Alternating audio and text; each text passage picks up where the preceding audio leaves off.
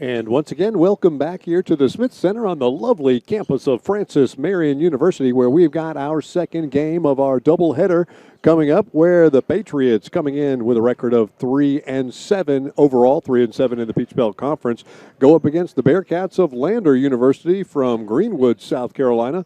They come in with a record of 5-6, 3-4 in the Peach Belt Conference. So the Patriots have dropped 4 straight. They were over 500 in the Peach Belt Conference, coming with a record of 3-2, right in the thick of things, and then dropped a few heartbreakers over the last couple of weeks, starting out with that loss that we did against UNC Pembroke by a score of 80-82, and that was the beginning of the fall. And then we dropped another close one in overtime to Columbus State on just a couple of weeks ago. Augusta, another competitive ball game. The Patriots have been hanging in all the ball games. Flagler was a little bit of an anomaly. They won by 14 points down there in St. Augustine. What a lovely place that is. The Flagler College or Flagler University is a very, very lovely place down there. But the Patriots are trying to get back into the winning ways this afternoon against this tough Bearcat ball club. Both of them struggling to try to get into those top 4 positions. They've got a lot of work to do to get there. When you look at the likes of Flagler, Georgia College, and Georgia Southwestern, all have 7 wins in the conference, and the most losses they have of those 3 teams is 3. UNC Pembroke is 3-2, but they've got a very abbreviated season. Legitimately, USC Aiken is probably more in the neck of who's going to be 4th in the conference as the standings stay right now with a record of 6-4. But the Patriots aren't worried about that right now. They're worried about trying to get back into the win column against this Lander team, another big rival, state rival, just an hour or 2 away in Greenwood. So a big rival game. Yeah, a big game for the Patriots, trying to get off of that losing streak. And like you mentioned, they've been in on a lot of these losses, but not enough to get over the top, with the exception of that Flagler defeat at the hands of Flagler by 14 points. So the Patriots are kind of in a logjam with several other teams that have 3 or 4 victories in the Peach Belt. And as you mentioned, the reality is that with Flagler, Georgia College, and Georgia Southwestern, each with 7 conference victories, they've basically got a Peach Belt spot locked up the conference tournament. So all of the rest of the teams are really playing for one remaining bid, because this season it's 4 teams that get to make it. Everybody else is going home. That is. Let's go ahead and quickly do our starting lineups. First of all, Lander, the Bearcats, coming in with that Peach Belt Conference record of 3-4. They've got a 6'6" junior guard from Tuscaloosa, Alabama, number 2, Jared Sherfield. They also have a 5'10" junior guard from Bluffton, South Carolina, number 3, Jermaine Patterson. A 6'9" senior forward from Pensacola, Florida, DeJuan Moore, number 10. A 6'1" senior guard from Lucedale, Mississippi, number 12, Lorraine Spivery. And then rounding up their starting 5, a 6'3" junior guard from Spartanburg, South Carolina, Trayshawn Staggs. I'm sorry, that's Zane Rankin, number 15, the 6'3" junior guard from Charlotte, North Carolina. The head coach of the Bearcats is head coach Omar Watad, as his first season with the Bearcats. Now for our Patriots, coming in with a record of 3-7 in the Peach Belt Conference. Starting at forward, a junior 6'4" from Alexandria, Virginia, number 0, Langston Gaither. A 6'5" senior guard from Rockville, Maryland, number 3, Holden Redparth. A 6'2" junior guard from Concord, North Carolina, number 11, Alex Cox. A 6'6" sophomore forward from Sumter, South Carolina, number 21, Darius Dawson. And our final of the 5, a 6'2" freshman guard from Columbia, South Carolina, number 30, Javon Anderson. The Patriots are coached by head coach Gary Edwards. He's in his 15th season here with our Patriots. So, Paul, we've been watching this Patriots team play, and they don't quit at any time against anybody. And so that's why I believe they stay in all of these ball games. But when we look at the offensive load, it seems to have been basically Gaither and Redparth who have been carrying or shouldering a lot of that load for the Patriots. That's right. You're seeing 20 to 25 points a game for each of them in any given game. And the problem with that is that's a lot of pressure on two guards. And in the case of Holden Redparth, now Gaither reads as a forward and he's listed as a forward, but he's a ball handler.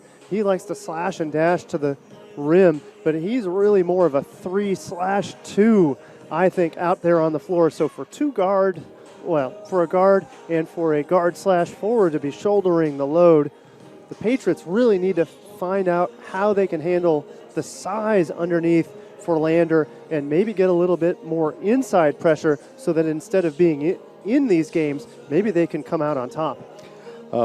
We've got number 10, Juwan Moore. He's a 6'9" forward, and he's in the center going up against Darius Dawson, number 21 for the Patriots. Dawson's giving up a couple of inches, and we can see that easily right here from our perspective, our vantage point. Patriots wearing their home whites. Obviously, Lander, their away royal blues. And the ball's up and controlled by Lander. Patterson walks it through the logo.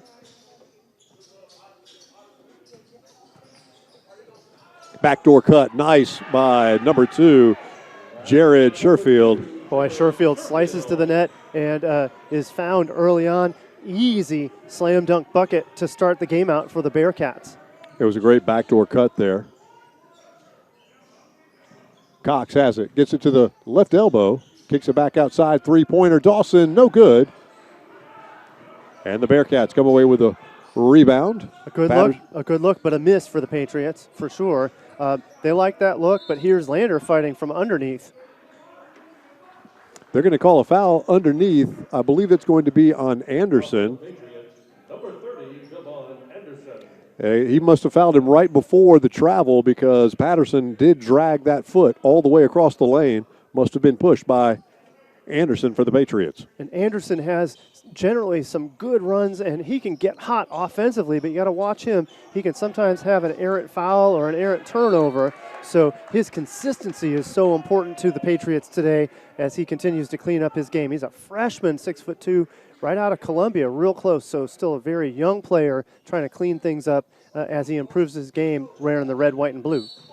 Another foul called on the interior as one of the Bearcats, I believe that was number 12, Lorayman. He drove down the lane, picks up another foul on the Patriots, and that's going to be Anderson once again. No, this was Darius Dawson, number 1. 2 team fouls on the Patriots.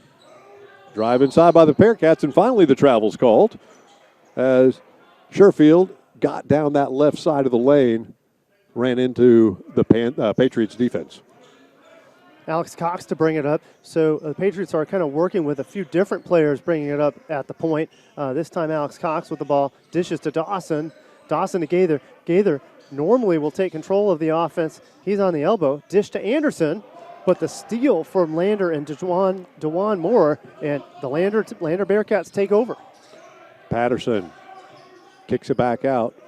Three-pointer by Rankin, and he drills it. Patriots down 5. Good look by Rankin early on, and he makes no mistake with that one. He turned, got the jump shot off, and a perfect shot by him. Gaither drives in, goes up strong against Patterson, and gets it to die over the rim, and the Patriots are on the board.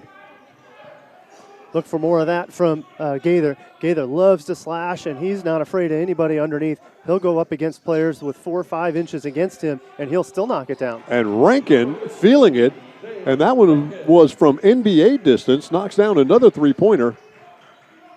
Good start for Lander, 2 for 2 from the three-point line so far. Ball knocked out of bounds. It'll stay with the Patriots. So 2 back-to-back three-pointers by Rankin. He shoots 45% from beyond the arc, so That young man has the green light, I'm assuming, anytime he gets the ball. Anytime he wants to, and we'll look for him. Shotzi! Anderson knocks down the three for the Patriots. Great answer by Anderson, and like I said before, Anderson can get hot, but once he gets hot, he needs to stay in control and not get too kind of out of control with his defense. Sometimes he gets a little bit over anxious after scoring strongly on the offensive side. Crossover by Patterson. He tried to get it outside for the three-pointer. Anderson comes away with a steal. Cox goes up strong and gets fouled by Dewan Moore. And Cox was going for the jam. He could have maybe laid it in, but maybe the balance where he was at there, maybe the only option he had was to jam it. That ball gets blocked away, and they're calling that it was contact to Cox's head. An easy call. 2 free throws for Alex Cox coming up. I like the aggressive move to the rim, not being intimidated by the size difference of Moore. Unfortunately, couldn't knock down the first free throw. I hope we don't see the same thing that the first game revealed for the Patriots free throws. Yep, the ladies normally strong first in the Peach Belt had really their scoring went dry from the free throw line, and they had opportunities, but they couldn't knock them down. Nice drive that time by Sherfield once again as he cut through the lane, got past the defense, and finished easily on the other side of the rim. Sherfield just too fast for the Patriot offense or defense on that one. Redpath goes inside, loses it, gets it to Cox. Cox for three. Back iron, no good. Landers looking to run. Sherfield goes over the top, gets it to Moore, who corrals it, settles, and finishes with the left hand. Patriots down by 6. Good pass to get the ball into the hand of Moore. That was easily a 50-foot pass into the hands of Moore. Moore puts the ball on the floor once, then lays it in. We're going to see number 23, Ohan Ochan, check in for the Patriots. And with Ochan, we're looking for some quality defense, and we'll see a little bit of pick and a little bit of screen from underneath from him. And he does get the pick right there. Redpath runs around it and nails it from 8 feet right in the paint. And Redpath makes no mistake. He's one of the go-to players for the Patriots. And that shot, sometimes those shots are super hard because they're so close. You're feeling like you're supposed to lay it in or you're supposed to shoot hard, but instead he has the touch and he makes it. A little out of control that time by Rankin. Patriots come away with it. Gaither. Cox. Cox clears for 3. Shotzi, he knocks it down. Alex Cox cuts the lead to 1. Nice shot by Cox. Nobody was coming out to him. They were worried a little bit. Lander defense was worried more about Gaither and also Redpath. Alex Cox says, all right, I'll take care of this business myself. He made a ball fake. The defense left him, and he was left wide open. Rankin inside, kicks it back out. Good ball movement by the Bearcats. Wide open 3 and knocked down by Rankin once again. That's his 3rd three-pointer of the ball game. And boy, Rankin getting his name called 3 times. You're hearing his name a ton called by our play-by-play Hubert Setzler. Already 3 3-pointers on the day. Gaither moves the ball around. Anderson has it. He looks inside. Tried to get it to Ohan. Tried to force it. The Bearcats do a good job. Patterson, he gets it to the right elbow, takes the jumper, in and out, no good. That one was halfway down. Bad luck for Patterson. Good luck for the Patriots as they push the other way. And Gaither gets past the defender and finishes easily. Great move by Gaither. Gaither didn't quit. Little hesitation step about midway to the rim, and then he steps on the gas, lays it in. Great job by Gaither to draw the Patriots within 2. And Ochan fighting hard against Moore, a little bit too hard. A little bit of a reach-in foul there in the case of Ochan. He got a little overzealous, almost got the touch on the ball, almost a steal. Instead, it's a foul, and we get our first break. That'll take us to our first media timeout, and the Patriots are down by 2, looks like. And the Bearcats will have the ball when we come back in just a moment. This is the Patriots Sports Network.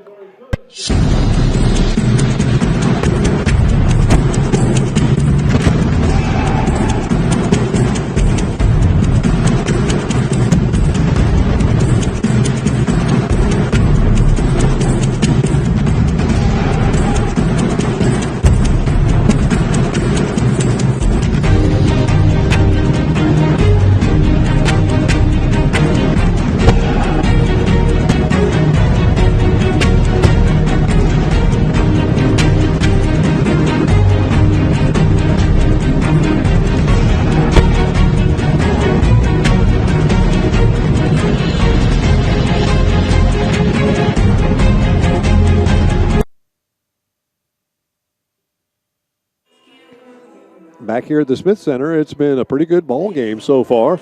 Early on, just over 5 minutes gone in this first half of play. Patriots down by 2. It's been the Rankin story so far for the Bearcats. He's knocked down 3 3-pointers here in this early going, and the Patriots are keeping pace with a lot of drives going to the basket. We did have a 3-pointer by Alex Cox just a moment ago. And Gaither with a nice drive to the rim on the baseline. Fantastic work by him. So back and forth we go. Patriots have responded to the Landers' 3-point shots and shot attempts. That's a 3-point miss by the newly introduced into the ball game, number 23, Sydney Robinson. Patriots miss a 3 of their own. Gaither.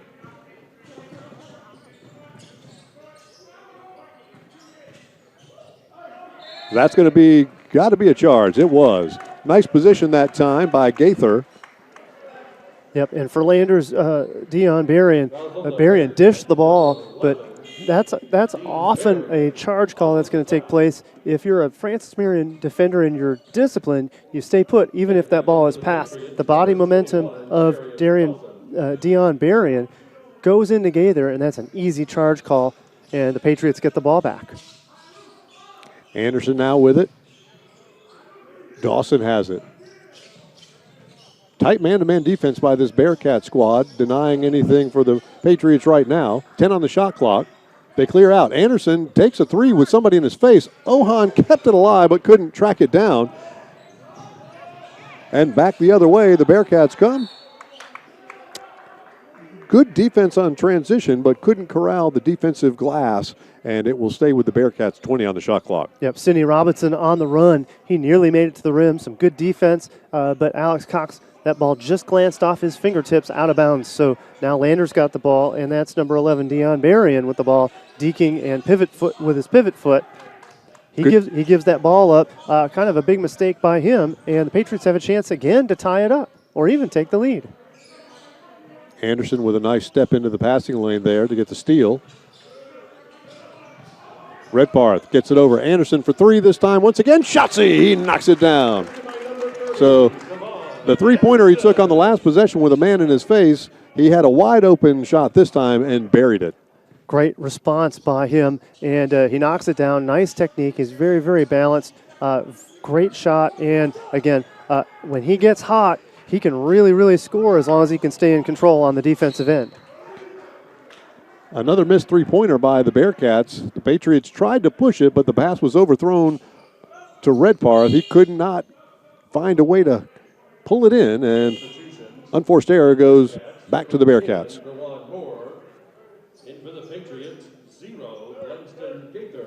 Langston Gaither back in the ball game for the Patriots, and we're going to see number 10, Dewan Moore, back in for the Bearcats.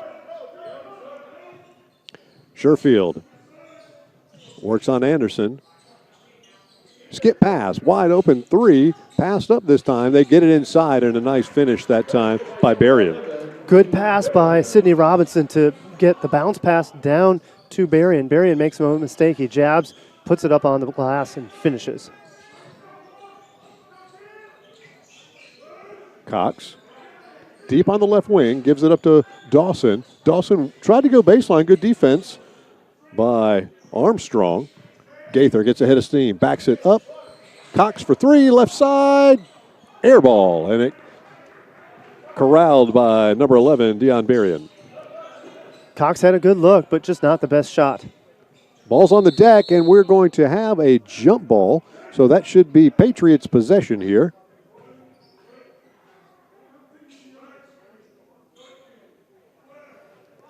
It wasn't intentional, but I would not have been surprised if they'd called a kickball on that one.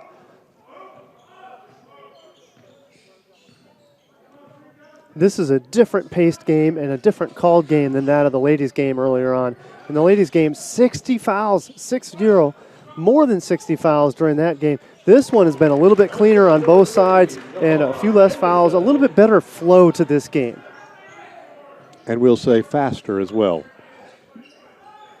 That goes without saying, but you said it. So, yeah, absolutely a much faster game, and that's part of that flow the guys nor the girls really are excited when you get fouls on both sides. It just slows things down, and it kind of saps the energy of both squads. Okay, so we're at our break. The Patriots with a 1-point lead. Another media timeout with 11:32 to go in the first half. We'll be back in just a moment. This is the Patriot Sports Network.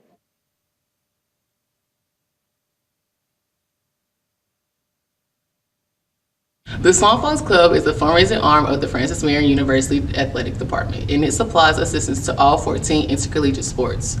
On behalf of the student athletes at Francis Marion, I would like to thank all those who are members of the Swan Fox Club for their support. Thank you. Thank you. Thank you. Thank you. Thank you. Thank you. Thank you. Thank you. Thank you.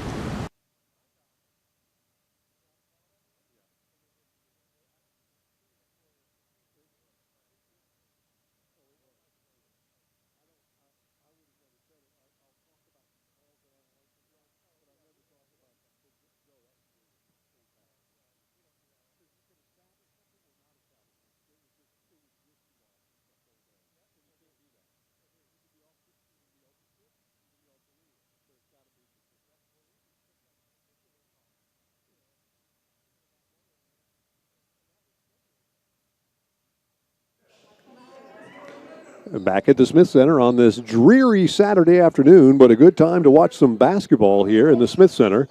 Rankin has it.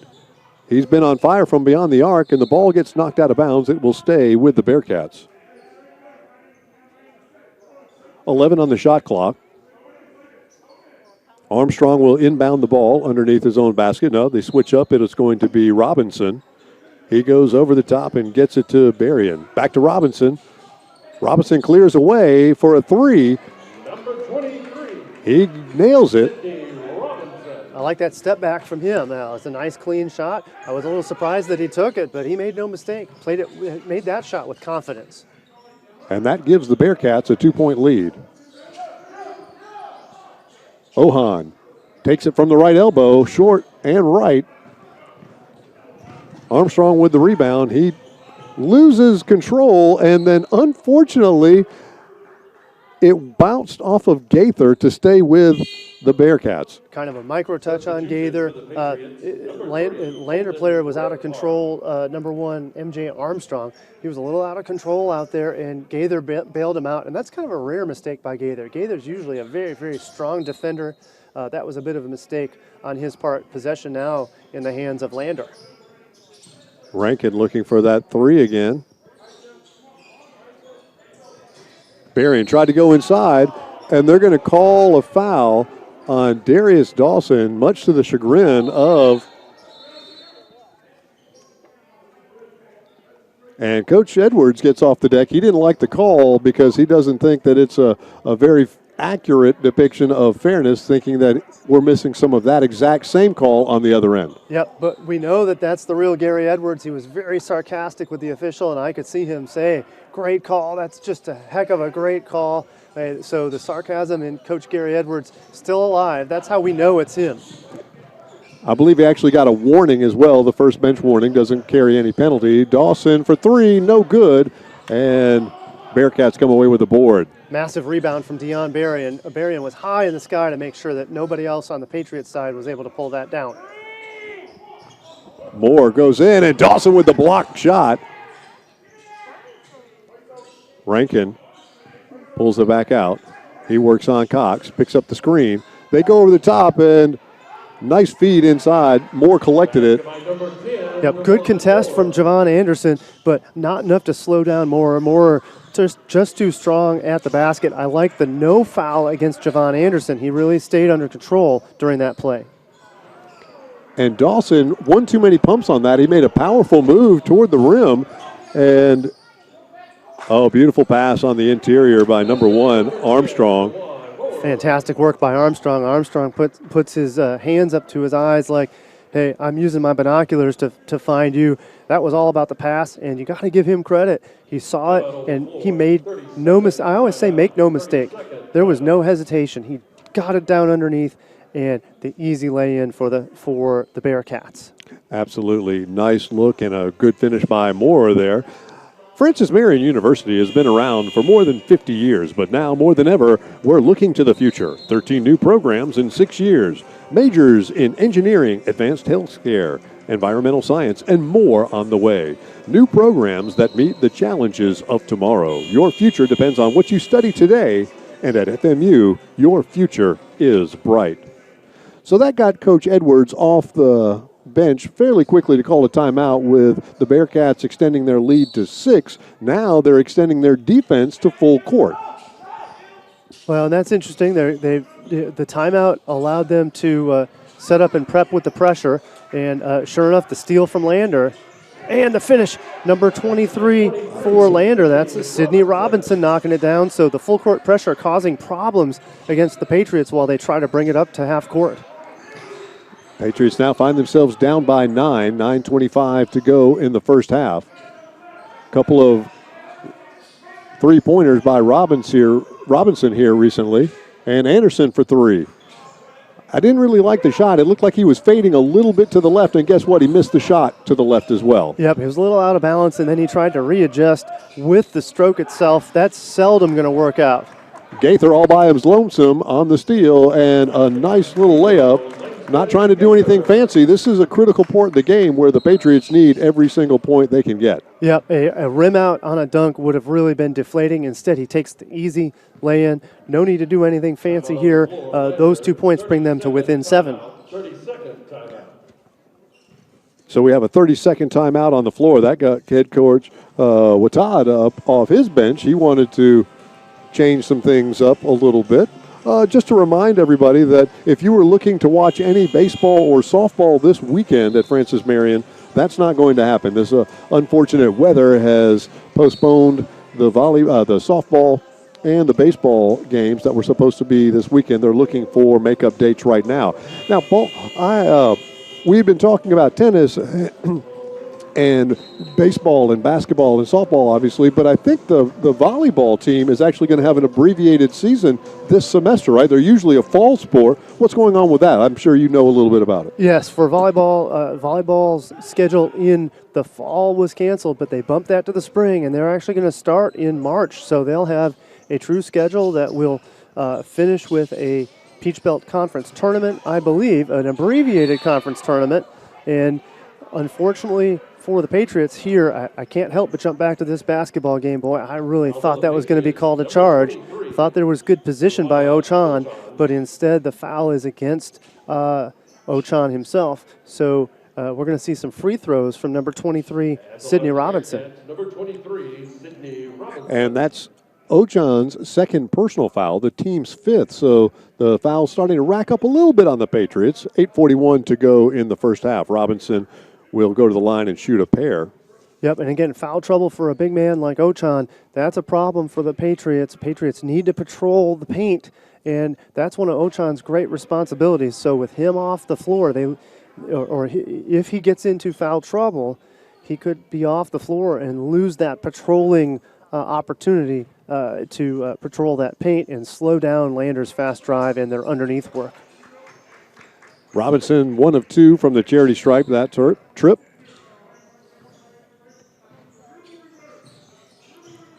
And that lead is back to 8. Cox has it. Anderson, top of the key. Patriots still playing small. They got Cox, Anderson, and Gaither all handling the ball. So really more of a 3-guard set here for the Patriots. And a nice up and under that time by Gaither. Doesn't go down. Ochan has it. Gaither goes back up and can't get it to go down, but the Patriots do get the foul call. And that offensive rebound from Ochan was what gave the Patriots that second chance. And with that, they're going to get 2 shots from Gaither at the line. But that doesn't happen without that offensive rebound and that hard work from Ochan, like I was talking about earlier. He patrolling the paint there on the offensive boards. Patriots, one of the best offensive rebounding teams. And Gaither misses the first one there, so a little bit strong on that free throw shot, and he does look a little bit tired. You can see him grabbing his shorts, and that's kind of a uncharacteristic sign from a player that gets most of the minutes for this team. Gaither is seldom off the floor for the Patriots. At the dead ball, we had a substitution come in, number 32, Jamal Edmondson for the Patriots. Patterson kicks it back outside, wide open three. Nice closure that time by Redparth, who got out there and got in the face of Rankin. And we're going to have a hoop and a harm as Langston Gaither knocks it down from the right elbow. Yep, and Gaither's starting to get hot. You see him make the motion of and one, and I got this. And so for him, he's one of the energizer bunnies for the Patriots. When he gets energized, the team gets right behind him. The Patriots only down by 5 here. And can cut it to 4 when we come back in just a moment. 7:48 to go in the first half. This is the Patriot Sports Network.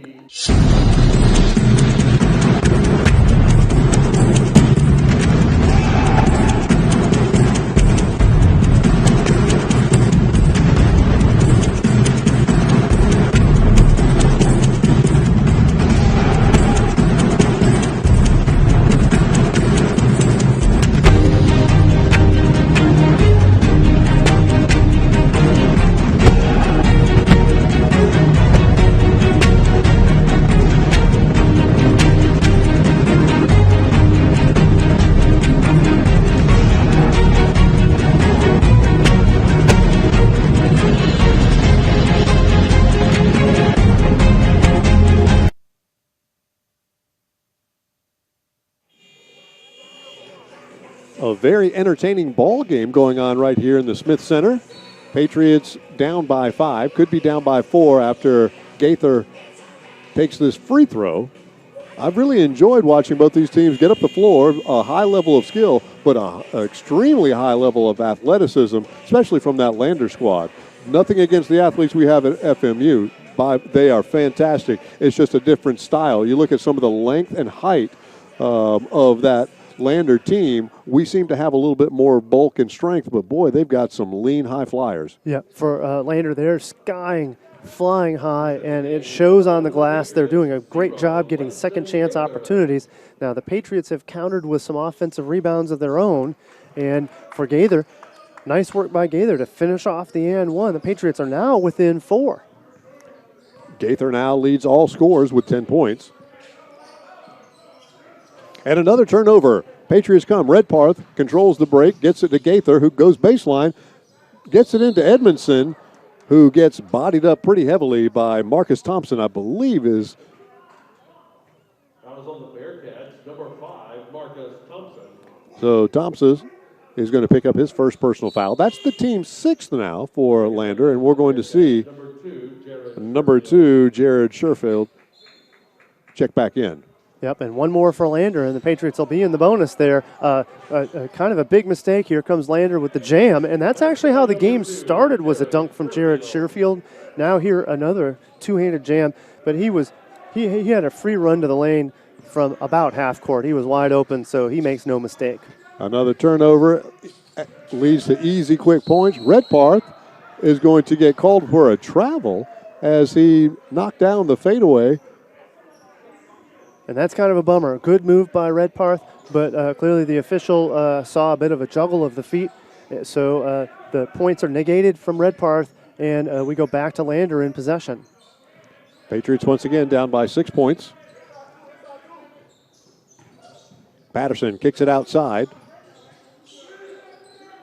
And Rankin for 3, and guess what? He knocks it down. Well, and for Rankin, Rankin has been nothing but solid from Trey, and for him, 4 3-pointers from Rankin so far in this game. Edmondson can't answer. They get it over. No go that time by Sherfield from beyond the arc, and the Patriots come back the other way. Redparth with a no-look pass, but then ended up in the paws of Lander, and here comes Lander. Big block from Gaither, and I think we're going to get no foul. Instead, it's just a block out of bounds. Great job by Gaither to be physical and to go ahead and contest that drive. And Lander had numbers. It was 3 on Gaither, and yet Gaither stopped the ball. Lander probably could have made a pass and had an easy dish into the iron, but instead Gaither defends, does what he's supposed to do. He defends the ball handler, and he actually makes the stop with a good quality block.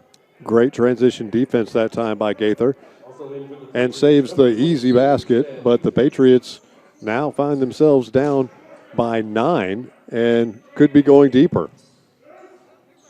Thompson goes up against Darius, no good, and Gaither has it. I think Dawson got a little bit of a touch on that ball that was being shot, so nice block by Dawson there to keep Lander only with a 3-point lead.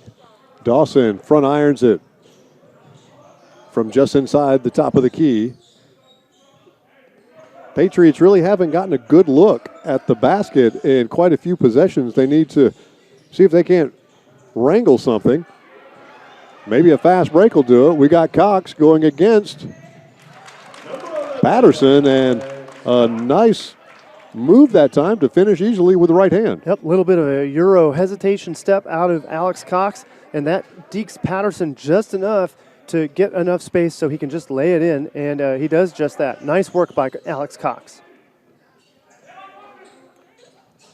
Rankin gets freed up for 3, and boy, he buries another one. Wow, that's 5 for that young man. I tell you what, he is hot, and what are you going to do when a guy is draining three-pointers from a couple of these have been NBA threes, so how far out can you possibly defend Rankin and try to slow him down? And Dawson, he's been trying that 3, hasn't gotten one to go down. Gaither gets the rebound, and a little stick-to-itiveness right there, and second effort, Gaither gets another basket. Love that work by Gaither. He gets his own rebound, and then he just pushes it back in. Nice work by him, just like you said, a stick-to-itiveness, great effort. He versus 3 other Lander players working on that rebound over there. I got the ball inside to Thompson. Nice look, and I didn't see the call. What was the call there? Well, I know they're going to call a foul.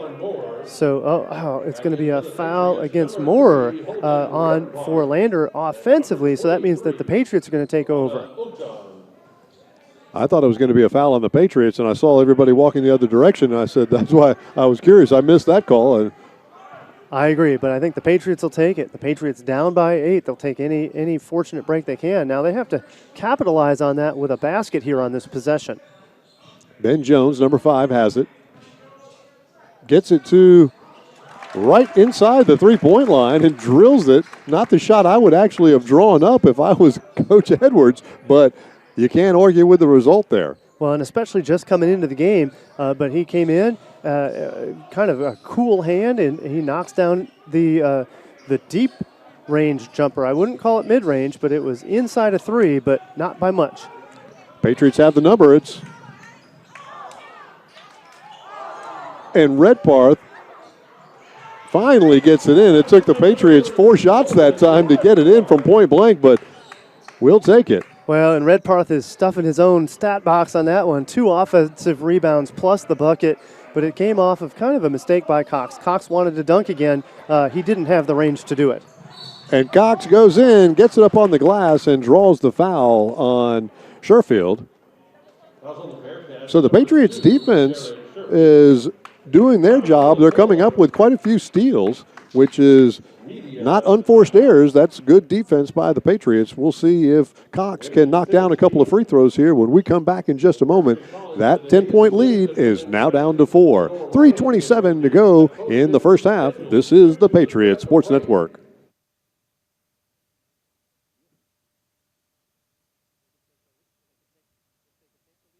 The Swamp Fox Club is the fundraising arm of the Francis Marion University Athletic Department, and it supplies assistance to all 14 intercollegiate sports. On behalf of the student athletes at Francis Marion, I would like to thank all those who are members of the Swamp Fox Club for their support. Thank you. Thank you. Thank you. Thank you. Thank you. Thank you. Thank you. Thank you. Thank you.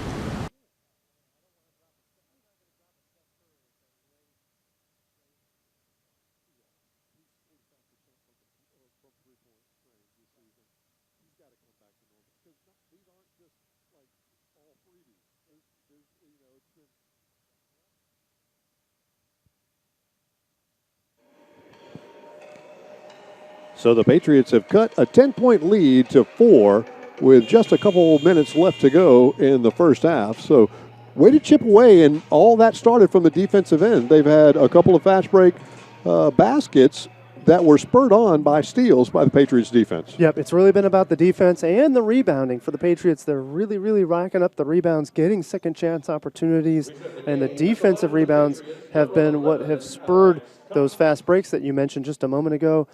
Patriots were down by 10 maybe just a couple of minutes ago, now down to 3 with the Alex Cox free throw, and could be down to 2 when he gets done with the back end of this two-shot free throw opportunity. Second free throw's up and good. So Alex Cox hasn't had that many free throw opportunities, but he's only been shooting about 30% from the charity stripe. He knocks down those 2. You would be with over 10 free throw attempts, you would think he'd have a little bit higher percentage than that, because he is he's an excellent shooter. Yep, especially for a shooter, that's a surprise, and I think that's kind of one of those blips on the screen, kind of a statistical anomaly. I'm sure his numbers will improve from the free throw stripe. Robinson, who hit a couple of three-pointers back in the ball game, and we're going to see a drive by Armstrong. Couldn't quite get it up over the rim. Redparth with the rebound. He's going to take it all the way down. Great block by Lander's Jawan Moore, and now here comes Lander. And Armstrong once again can't get it to go in. Anderson comes back the other way. Ben Jones for 3. Too strong, no good. And we're going back the other direction. Robinson goes up strong, and Moore can't get the alley-oop.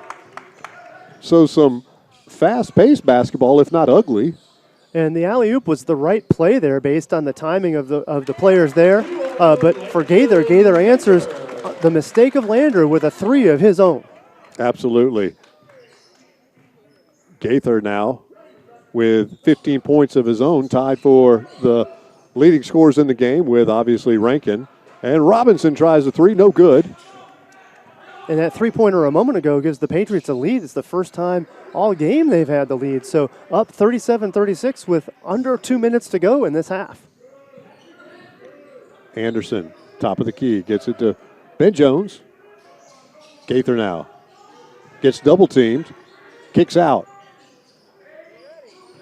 Under 10 on the shot clock. The ball's knocked away. Gaither dives in. And they'd kick it out. Rankin has it, goes up strong, hits the deck, misses the shot, but he'll go to the line to shoot a pair. Well, kind of an unfortunate situation on both sides. Gaither went to the deck trying to make a save. Lander comes up with the ball, kicks it down, and all the way down to the offensive end for Lander. Zane Rankin puts it up. He gets a little bit of a hack, a little bit out of balance, but the result is he's going to get 2 shots here. He's a 75% free throw shooter. This is only his 5th attempt of the season, and he knocks it down. For the Patriots, number 11, Alex Cox, and number 21. And the way things were going earlier, Lander had a 10-point lead. It was starting to look a little bit bleak for Francis Marion. They just kept at it, and now we're deadlocked at this moment, and still deadlocked after the missed attempt by Lander's Rankin. And Rankin, already with 5 3-pointers on the day, actually missed that second one from the free throw line. Cox has it on the right baseline, gets it into Dawson, who gets fouled as he tried to split the defense, and that's going to go to the line to shoot a 1-and-1. That'll be their 8th team foul. I like that work. I like that work from Dawson trying to slash in between 2 players. It was the right play. He didn't really have a pass opportunity until he could split those 2, but unfortunately he couldn't get the clean opportunity to knock down the bucket. He did knock down the first of the 1-and-1, so the most important of the 1-and-bonus he gets. And he's tried to involve himself offensively today, just has not gotten the ball to go down. These are his first 2 points of the game with 1:20 to go in the first half. And the Patriots more than happy to allow Lander to set up into a half-court offense. They haven't pressed yet today. We might see that in the second half. Moore gets the ball stolen away. Good stop defense by Cox, and then great help defense by Langston Gaither to steal the ball away from the much taller Moore. And then Robinson tried to get underneath. And finally, some crazy basketball these last 5 minutes. Not a lot of points being scored, but some really fascinating up and down the court antics, I should say. I love the effort by the Patriots to make the block. It was 3-on-1, but for Lander, maybe not the wisest move to put the ball up, but no help from Lander. So what else was he going to do? He couldn't dish it, so he was just trapped, and there was nowhere for him to go. Turnaround jump shot by Cox, no good. And Gaither, if it hadn't hit the deck, would have had an opportunity to get that offensive rebound.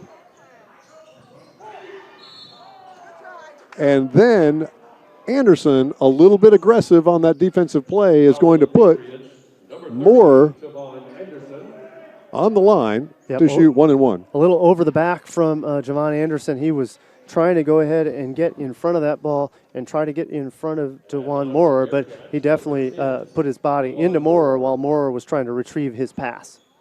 And Moore, only a 50% free throw shooter, 55% free throw shooter.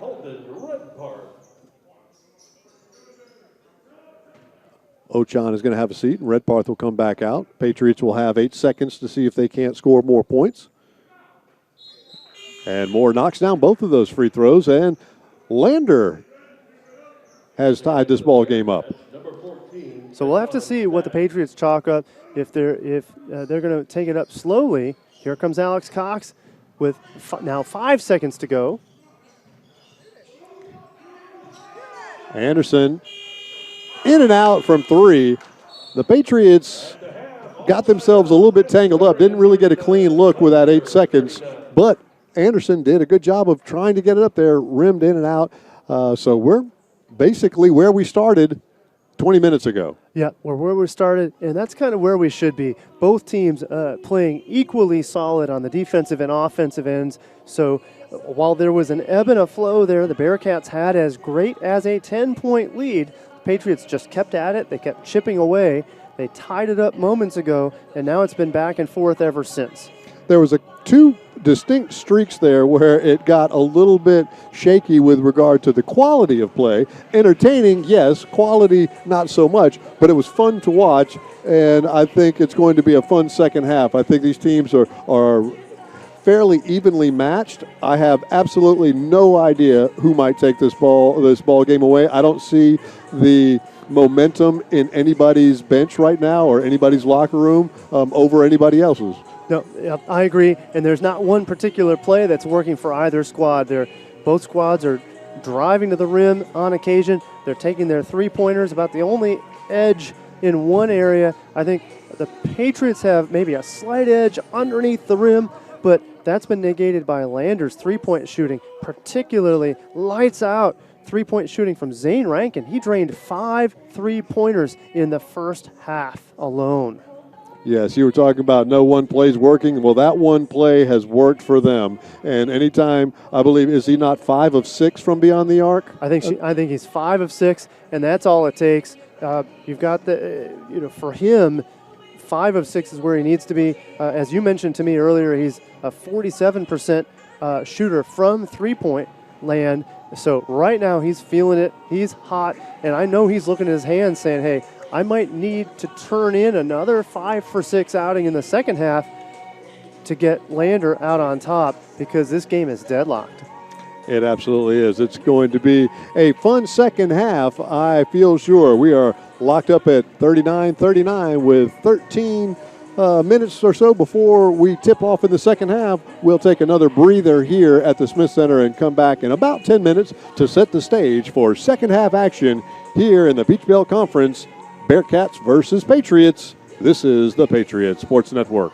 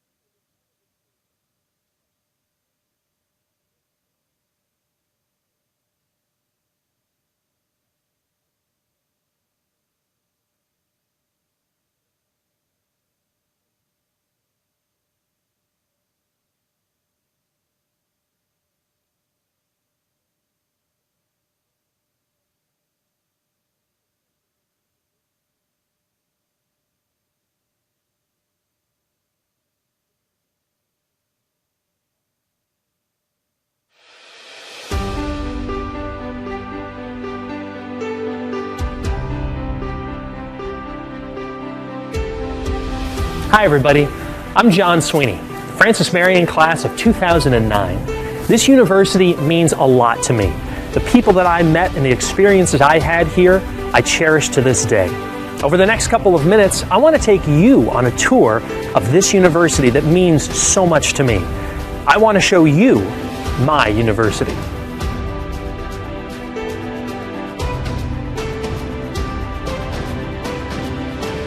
The first thing I'll mention, and I imagine it's the first thing you'd notice, is that Francis Marion is a beautiful place. It's just outside the city of Florence, but the university is not in the city. It's in a rural setting. It's pretty, peaceful, and safe. FMU's main campus is carved out of some 400 acres of former farms and forests in a delightfully natural way. We're under a canopy of mature trees. Thousands of native plants were cultivated to form an attractive landscape that FMU students pass through every day. The campus is beautiful year-round, but the azaleas are particularly amazing in the spring. It's a beautiful place to visit, but it's an even better place to go to school. And you are here to go to school, to learn, and grow as a person.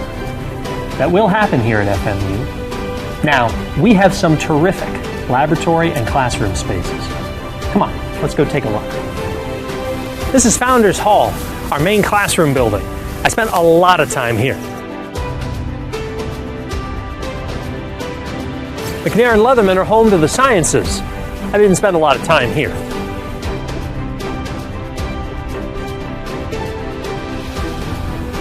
Nope, not here either.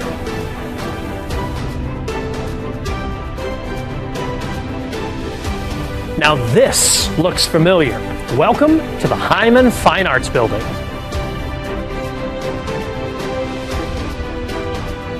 A new Honors Center is currently under construction on campus, and in the past few years, FMU has built an impressive presence in downtown Florence.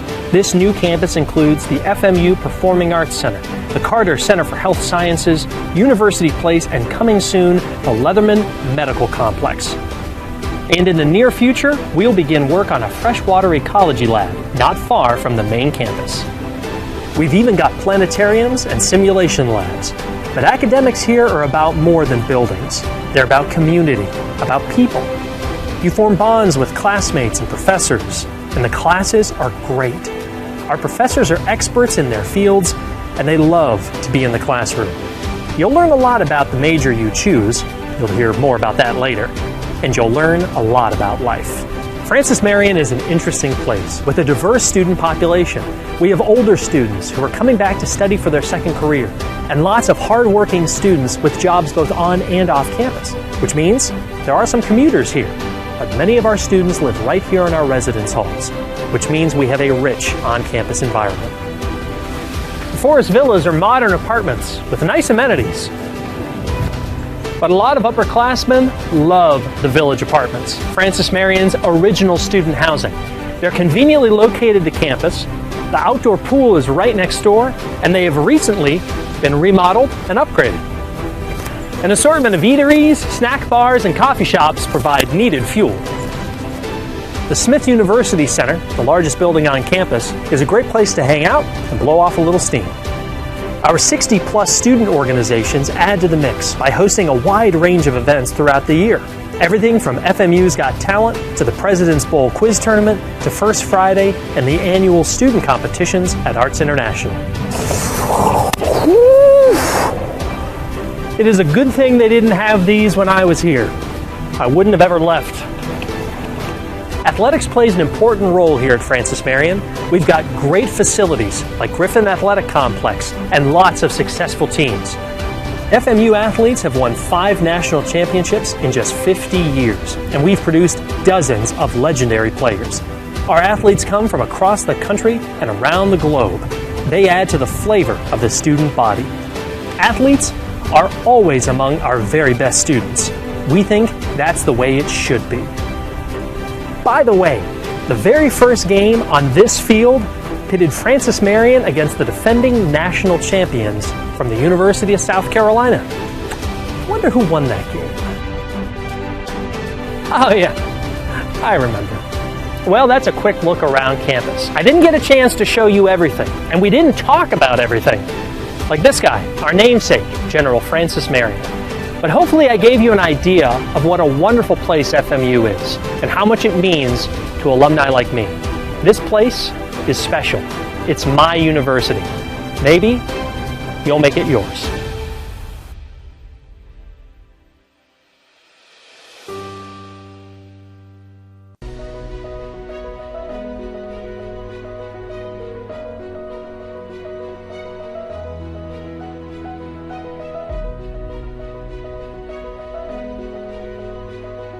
Let me paint you a picture. All of the graduates, all of the faculty, all of the administration, all of the Board of Trustees is decked out in their regalia, their black robes, their hats, their gold tassels. It's just a most beautiful picture of a very formal kind of occasion.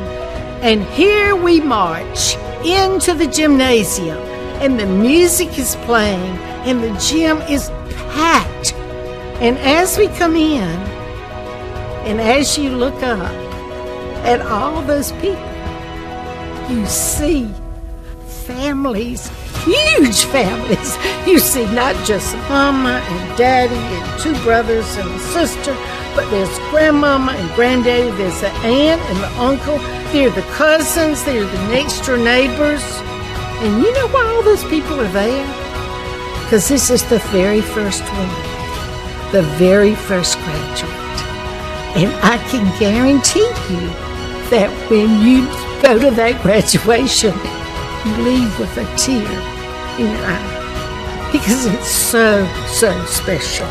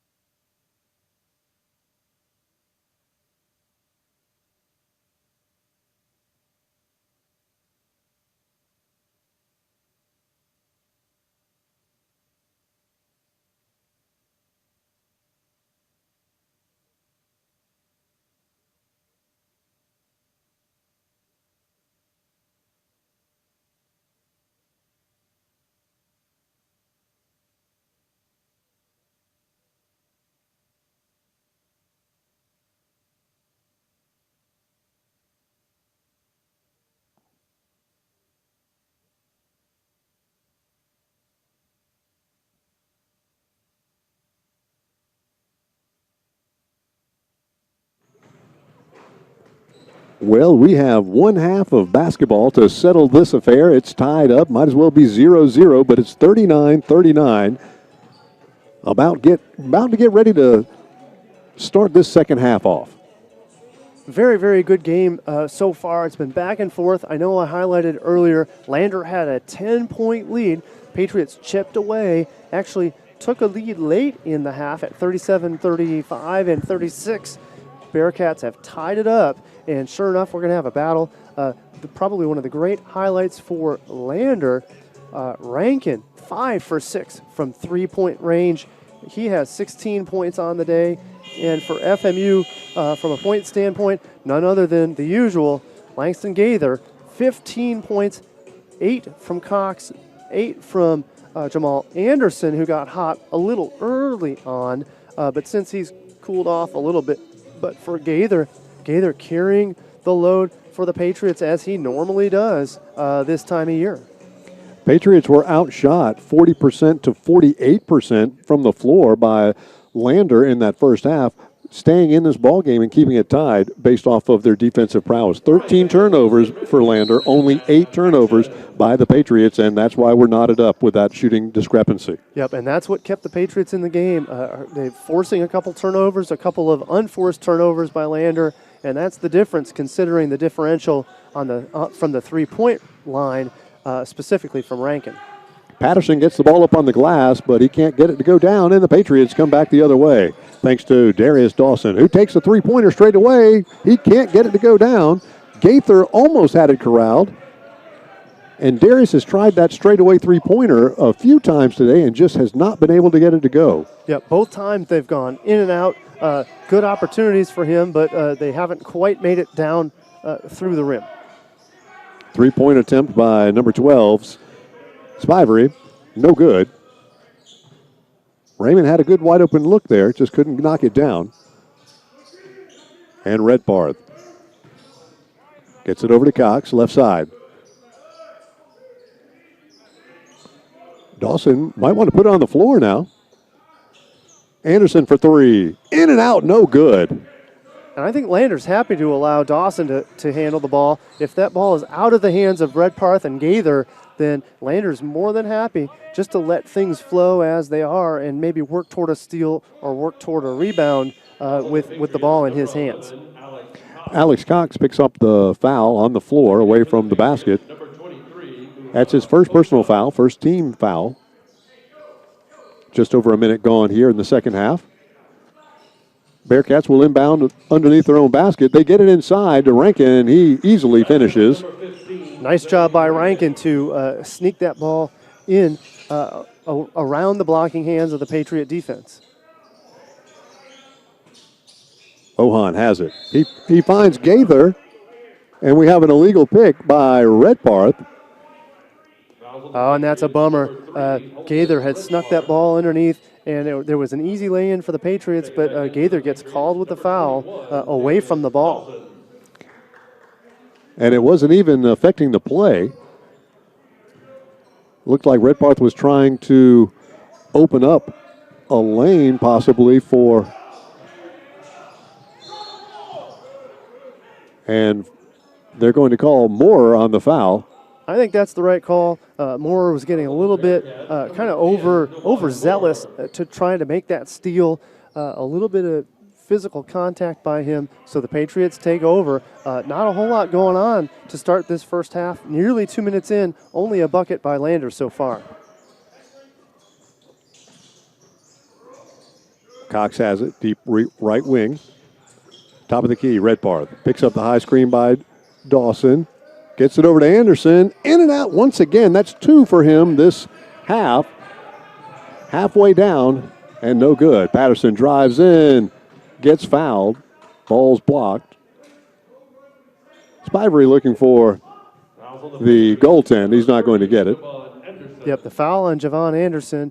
Fortunate not to have that goaltend called, but instead at the charity stripe, Jermaine's Patterson. And that's Anderson's third personal foul. He's had a pretty good offensive day for us today. 8 points. Couple of three-pointers. Patterson missed the first free throw. Second one's up. And in and out, no good. So the Patriots dodge a bullet there and can come back and tie or take the lead on this possession. Boy, and it sure feels like the facilities staff for FMU replaced the rims with smaller rims because nothing's going down for either squad so far in this half. And finally, Gaither's going to go to the line. Patriots still could not get the ball to the rim. Moorer with the foul. And Moorer now, he's been involved with a lot of contact so far. That's his third personal foul on the day.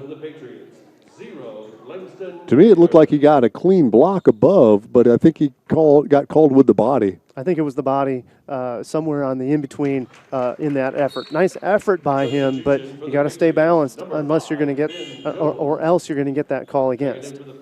So finally, 2 minutes and 25 seconds into the second half, the Patriots pick up their first point and cut that Lander lead to 1. Gaither has an opportunity to tie it up on this attempt from the free throw line. And he does. Nice job by Gaither to knock him down. 15 points for him on the day. Ben Jones checks in for the Patriots, number 5. He's D'd up on Patterson right now. Patterson goes down the right side, gets it out to Rankin.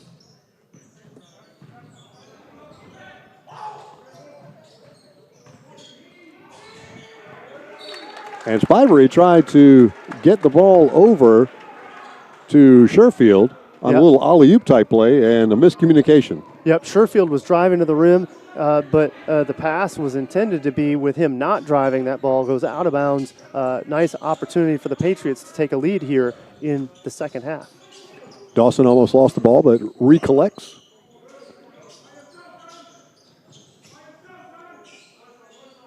Ten on the shot clock. Gaither pump fakes. Drives inside, and we're going to have a arm bar foul, little push off by Rankin.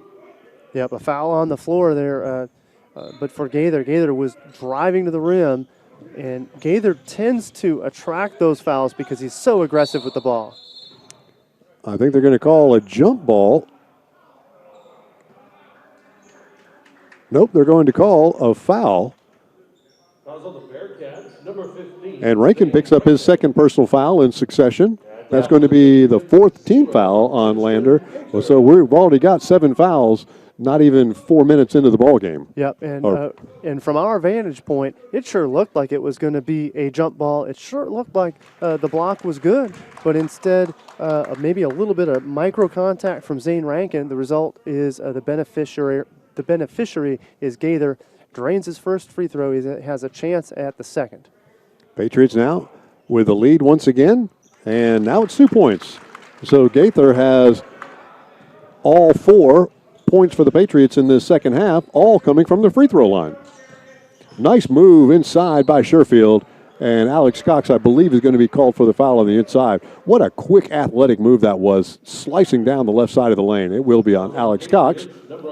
And I tell you what, that speed at 6'6", very, very long. That puts pressure on the Patriots defense. Alex Cox tried to rotate out and try to make the stop, but he couldn't do it against the speedy Jared Sherfield. When I was talking about the athleticism of both of these teams in the first half, that was the epitome of what I was talking about. They have a very fast, long, lean athleticism about them. The Patriots are a little bit more on the stockier side, still athletic. Yep, I think the Patriots might win in the weight room, but that's not how you keep score here in basketball. Absolutely. And you got to love Dawson's no fear. He's going to keep on going for it, but he just can't get that straightaway three-pointer to go down. Yep, several in and outs from the Patriots from 3 today, and that was one of them right there. He's had several go in and out. Javon Anderson has had several go in and out. Literally, you could see half the ball in and within the cylinder, but with the ball bouncing around, that ball has kicked out. The rim has not been friendly to the Patriots today. Marion has it. He works on Redparth. Steps back from the right elbow and drills it over the top of Redparth. Nice job by Marion, and a little bit of a look saying, hey, I got you to back off, and knocked it down. Mid-range J from Marion, very good. Redparth tries to answer back, no good. And that one was knocked out by Darius Dawson. So the stoppage of play, I believe, is going to take us to our first media timeout of the second half. Patriots are down by 1. Bearcats have the ball when we come back. This is the Patriot Sports Network.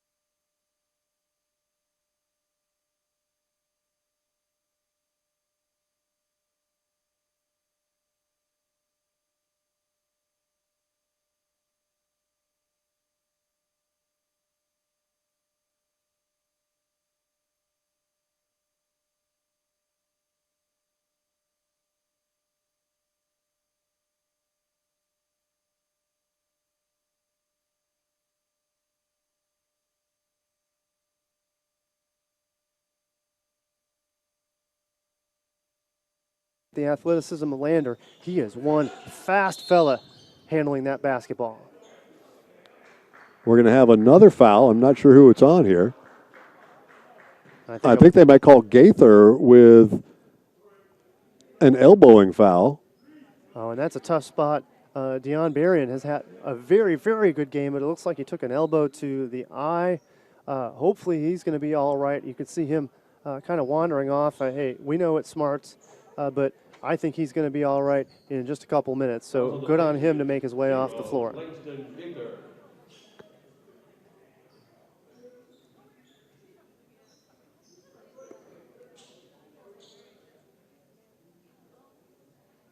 So they're checking, I guess, to see whether or not it brought blood. It's going to be a two-shot intentional flagrant on Gaither.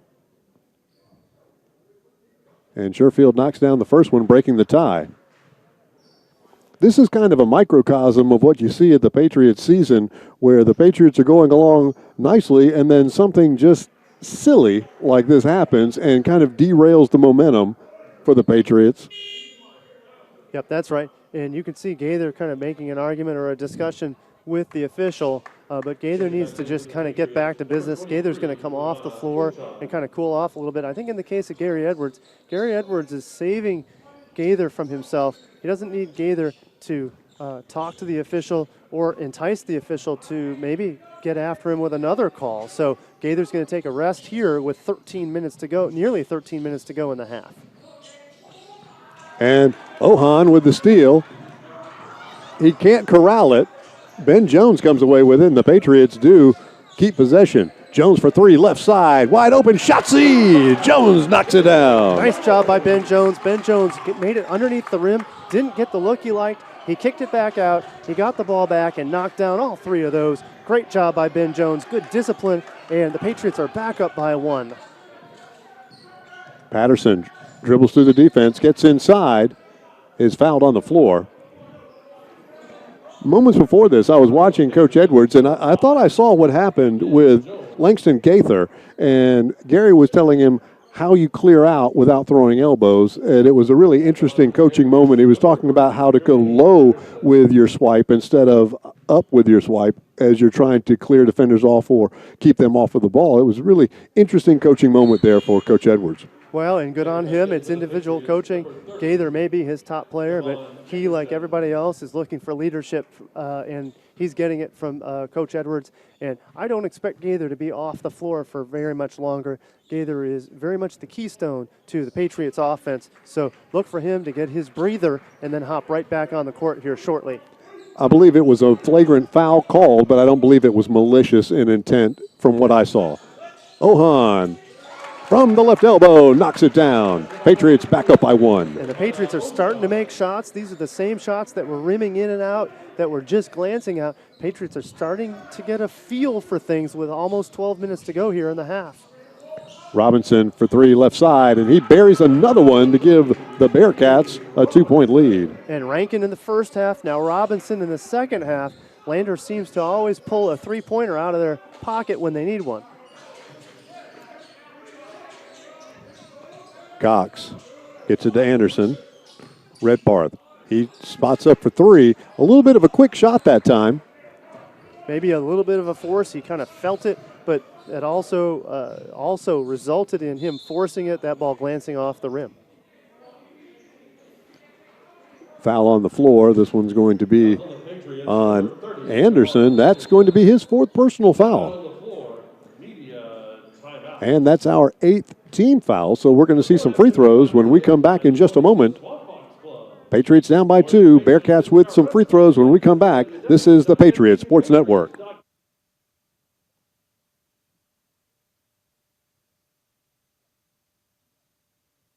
The Swamp Fox Club is the fundraising arm of the Francis Marion University Athletic Department, and it supplies assistance to all 14 intercollegiate sports. On behalf of the student athletes at Francis Marion, I would like to thank all those who are members of the Swamp Fox Club for their support. Thank you. Thank you. Thank you. Thank you. Thank you. Thank you. Thank you. Thank you. Thank you.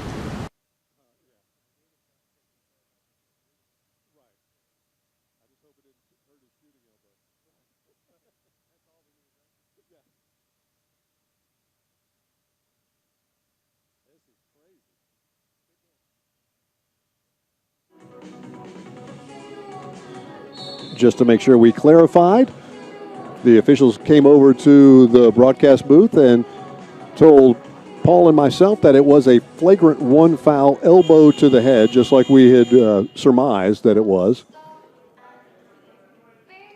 And there was no malicious activity there, as we were kind of talking, but an elbow to the head is an immediate flagrant one, but there was no intent there by any means, and Gaither's an intense player, but he's not playing to harm anybody, and we know that. And I think so too did Lander. Lander understands that wasn't malicious.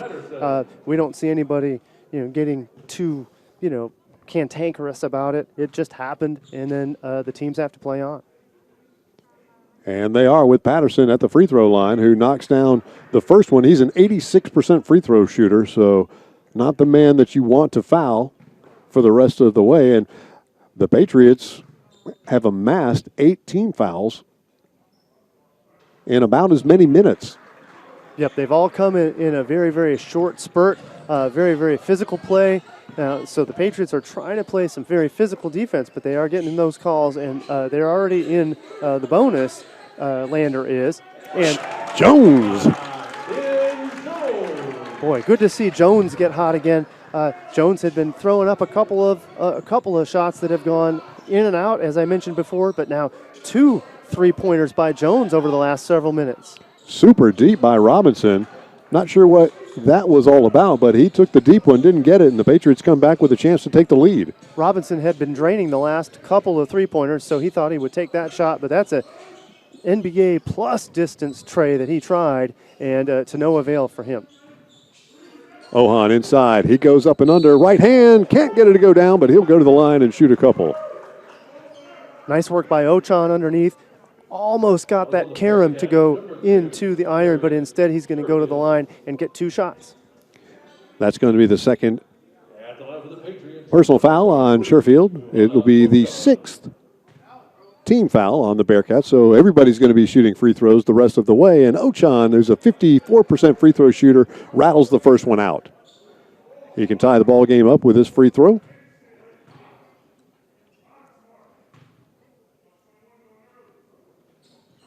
And he does.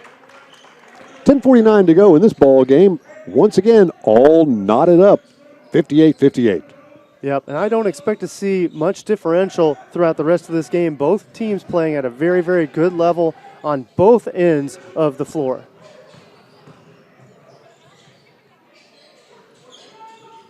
Three-point attempt. And Patriots were lucky to corral that interesting hop off of the backboard as Sherfield had missed the three-point shot. Ohan once again gets it inside. Oh, and a skip pass. Can't get it to go over. And nice heads-up play by both Darius Dawson and Ben Jones. Ben Jones was falling over the timeline, but instead he corrals it while in the air, passes it back to Jones. Nice save by him. Shotzi and Ohan Ochan comes away with a three-pointer. Not the guy that normally takes that shot, but that offensive set for the Patriots was about as ugly as it could possibly be, and Ochan just finally said, I'm taking the shot with 6 on the shot clock. Well, and you can see the bench erupt for the Patriots. They know that that's a rare tray for Ochan, and yes, a great ending to what was a really rocky possession, to be honest. Nice drive inside by Robinson. He can't get the ball to go down, but he's going to go to the line to shoot a pair. Patriots with that three-point lead now, 61-58.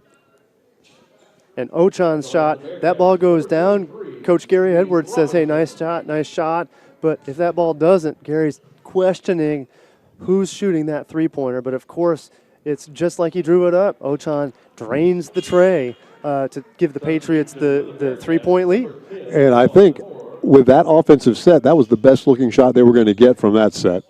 Yeah, good quality defense from Lander. Lander's probably shaking their head at this point saying, hey, if we're going to go ahead and he's going to make his. If he's going to be the one that's taking 3-pointers for the Patriots than for the Bearcats. Bearcats are going to be happy with that.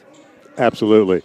And Robinson gets called, misses both free throws, and then we have a foul on the other end.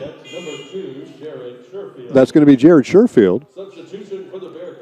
I think that's his third personal foul now, and the team's seventh, so we're going to see number 5, Ben Jones. He'll go to the line. The 6'3" freshman guard from Piedmont, South Carolina. He does the important part, knocks down the first one of the 1-and-1. Hey, gotta love that. And Ben Jones is starting to feel hot. 2 3-pointers a moment ago. Now he drains that first free throw. If he can knock down 2, that'll be 8 easy points for him, all in the second half. So Patterson now brings it up for the Bearcats. Patriots up by 5. 9:21 to go. Ben Jones very focused on the defensive end after draining those 2 free throws, but slashing and dashing underneath. DeJuan Moore wide open. He loops with the long arms and knocks down the easy lay-in. Good look by M.J. Armstrong to find him on that back cut. Inside, Ohan has it. They clear out for him. He drives in strong with the right hand, softly, no good. Gaither got the rebound, and it was knocked away, and Coach Edwards is absolutely livid that no foul was called. Yep, and I tend to agree with Coach Edwards on this one. Gaither was hacked, but that happened in traffic. It wasn't easy for the officials to see, so no call. Gaither's not happy. Coach Edwards isn't happy, but I guess justice is served on that one. A bad possession for Lander. The Patriots will get that ball back. Number 12, Raymond's Spivery. He checks back into the ball game for the Bearcats, and Ben Jones with some very productive minutes will go get a breather, and we're going to see Redparth back on the floor for our Patriots. Holden's been relatively quiet offensively today, working hard on the defensive end. Ojan for 3 once again, front iron, no good. Still probably not the best shot that the Patriots are looking for, but that one off the front rim, just a little bit soft. No rebound by the Patriots. Lander takes over. Patterson kicks the ball out. Spivery takes the 3, and he nails it. This game is once again tied up. Patriots had a 5-point lead just moments ago. So pardon me. So the Patriots are going to slow things down. Ochan with the ball again. Gaither's now underneath. He's getting hacked just a little bit. I think we got a call. That's got to be a call on M.J. Armstrong. Yep. Number 1, M.J. Armstrong. And the Patriots are in the bonus, so we're going to get a 1-and-1 when we come back. After these messages, Patriots tied up 63-63. This is the Patriots Sports Network.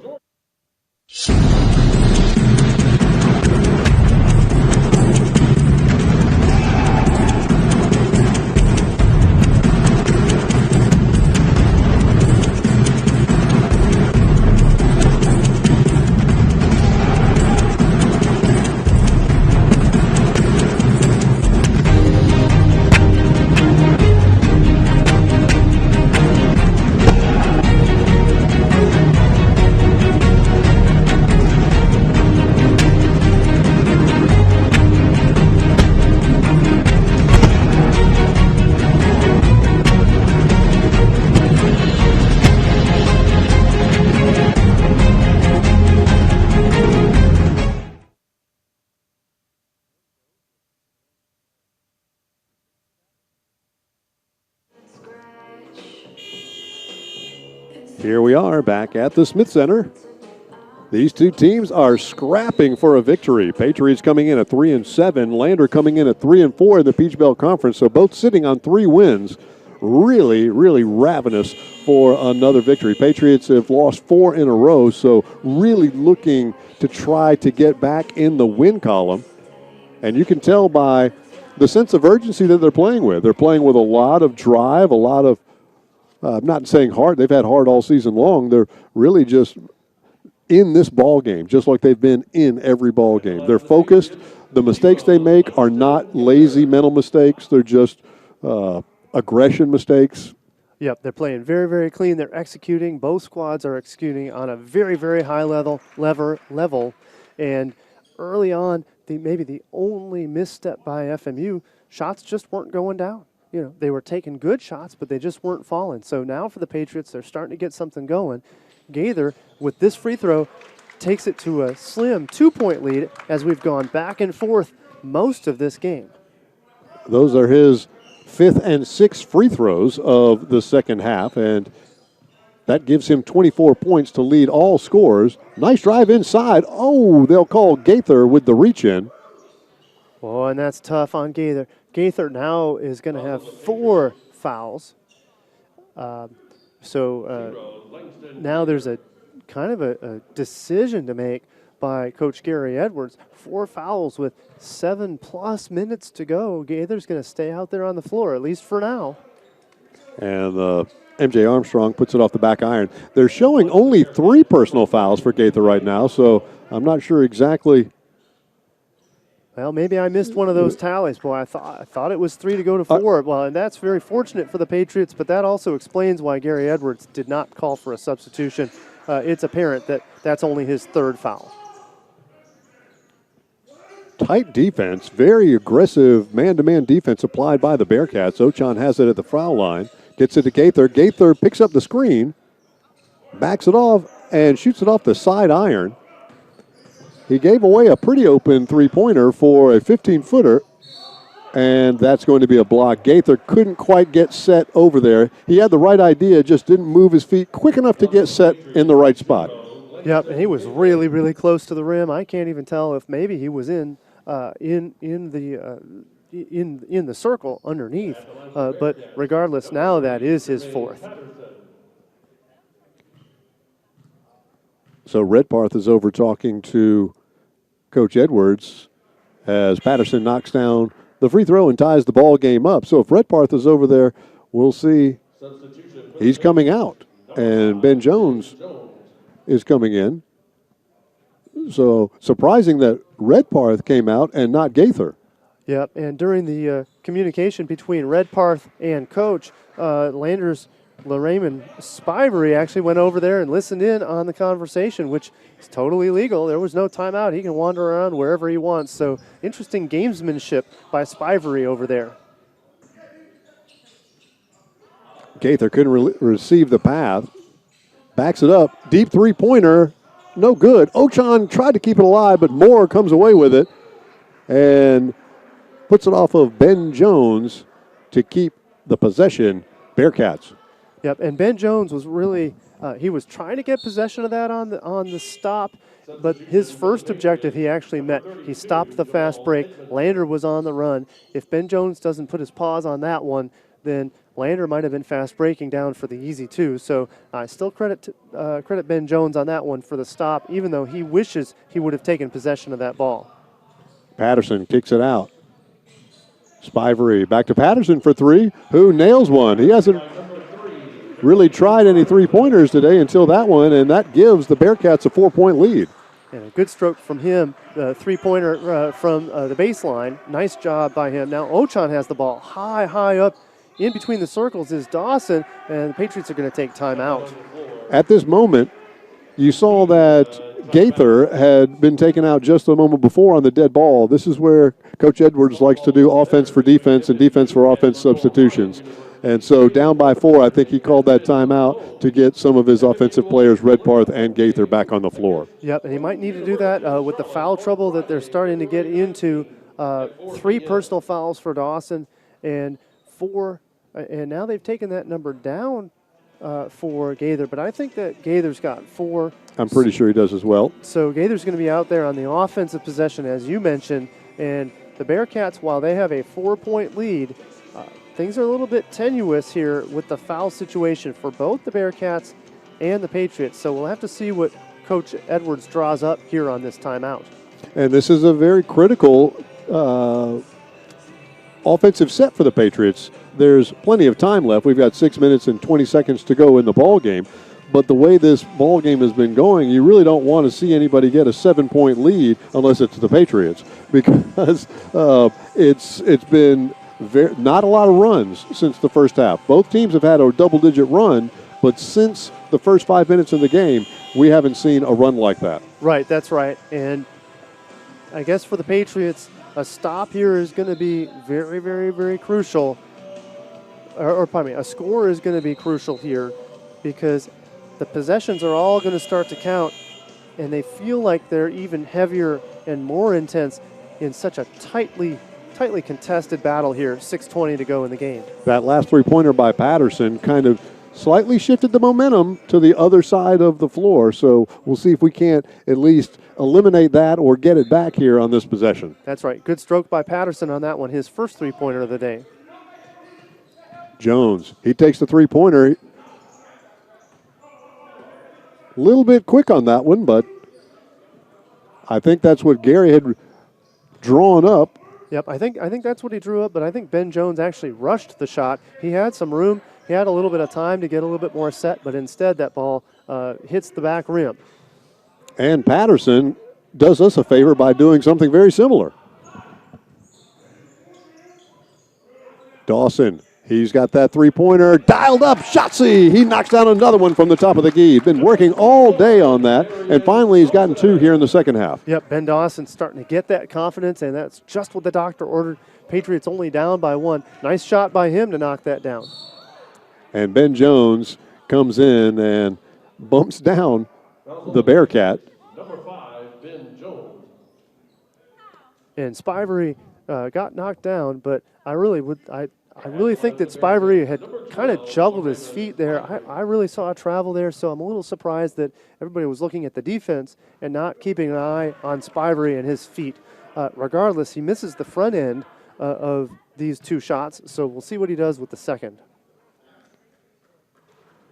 Whether he traveled or not, when he slammed on the brakes, Jones went right up his caboose, just like in traffic, and that's where he got the foul called.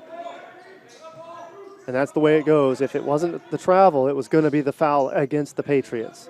Cox gets it over to Anderson. Anderson gets it to the right elbow, elevates, draws nothing but a little bit of backboard on the left side. And the Patriots are mixing good shots with bad. That was a bad possession for the Patriots. They had more time to do a better job on that. And unfortunately, it's going to be a blocking foul against the Patriots. And let's see who that's on here. They're going to call that on Gaither. And so Langston is going to foul out with 5 minutes and 3 seconds to go. Coach Edwards talking to Langston right now. He likes to you get 15 seconds to make a substitution on a player that's fouled out. And in many cases, Gary will take all 15 seconds of that. That's right. I talk about all three of those on the three-point shot. Gary Edwards has taken all 15 of those on the substitution. Great effort by Langston Gaither. Gaither's going to foul out with 22 points, and we'll have to see how the Patriots handle things. Gaither is really the top scorer for the Patriots, averaging about 23 points a game. Redparth can step up from the score as a scorer. Cox has been known to step up as a scorer, but with Gaither out, somebody's going to have to step up and fill the iron here with 5 minutes to go, and the Patriots' top scorer sidelined for the rest of the game. Second free throw is up and good, so the Patriots now down once again by 4. Cox gets past Patterson. Anderson. Dawson for three once again. Shotzi! And Darius Dawson now with knocking down his last 3 3-pointers. Well, and Dawson is hot like Zane Rankin was in the first half. Rankin 5 for 6 in the first. Now Dawson with 3 here in the second for the Patriots. That's an answer. Inside, Moore gets in. Nice ball movement. Great job by Moore. Moore makes no mistake. I like the quickness of Moore. He doesn't hesitate. He just puts that ball right up and in. Great job by him. Lander with the lead. Anderson, top of the key. Redparth drives inside, goes up strong against the trees. A lot of body contact, no call. Probably a good no call. Redparth was forcing it into 4 defenders. Patterson now in and then gets it out to Rankin. Nice ball movement by Lander just to kick that ball around. Several passes, and the result is the foul against Ben Jones. That's on the floor. However, with the bonus, it's going to be 2 free throws for Lander. So Jones picks up his 3rd personal foul. That's double bonus against the Patriots. 3:59 to go in this ball game. Down by 3. This is the Patriots Sports Network.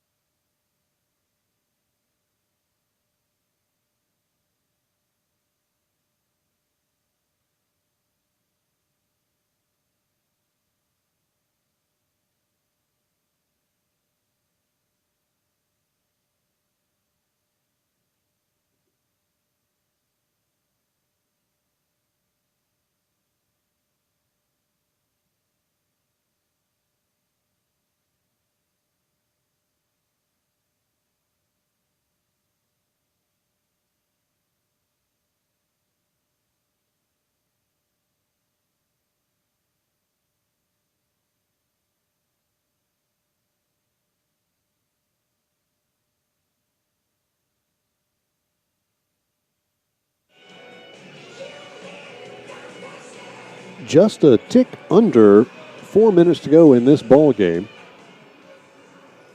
MJ Armstrong on the line for the Lander Bearcats with a 3-point lead. And probably the most momentous or non-momentous part of this game so far, with 5 minutes to go in the game, Lanston Gaither fouled out. So the Patriots' top scorer has fouled out. So Lander's trying to take advantage of that with the Patriots' top scorer off the floor. First free throw is up and no good. Patriots still down by 3. Second one's up and buried. So the Patriots once again find themselves down by 4.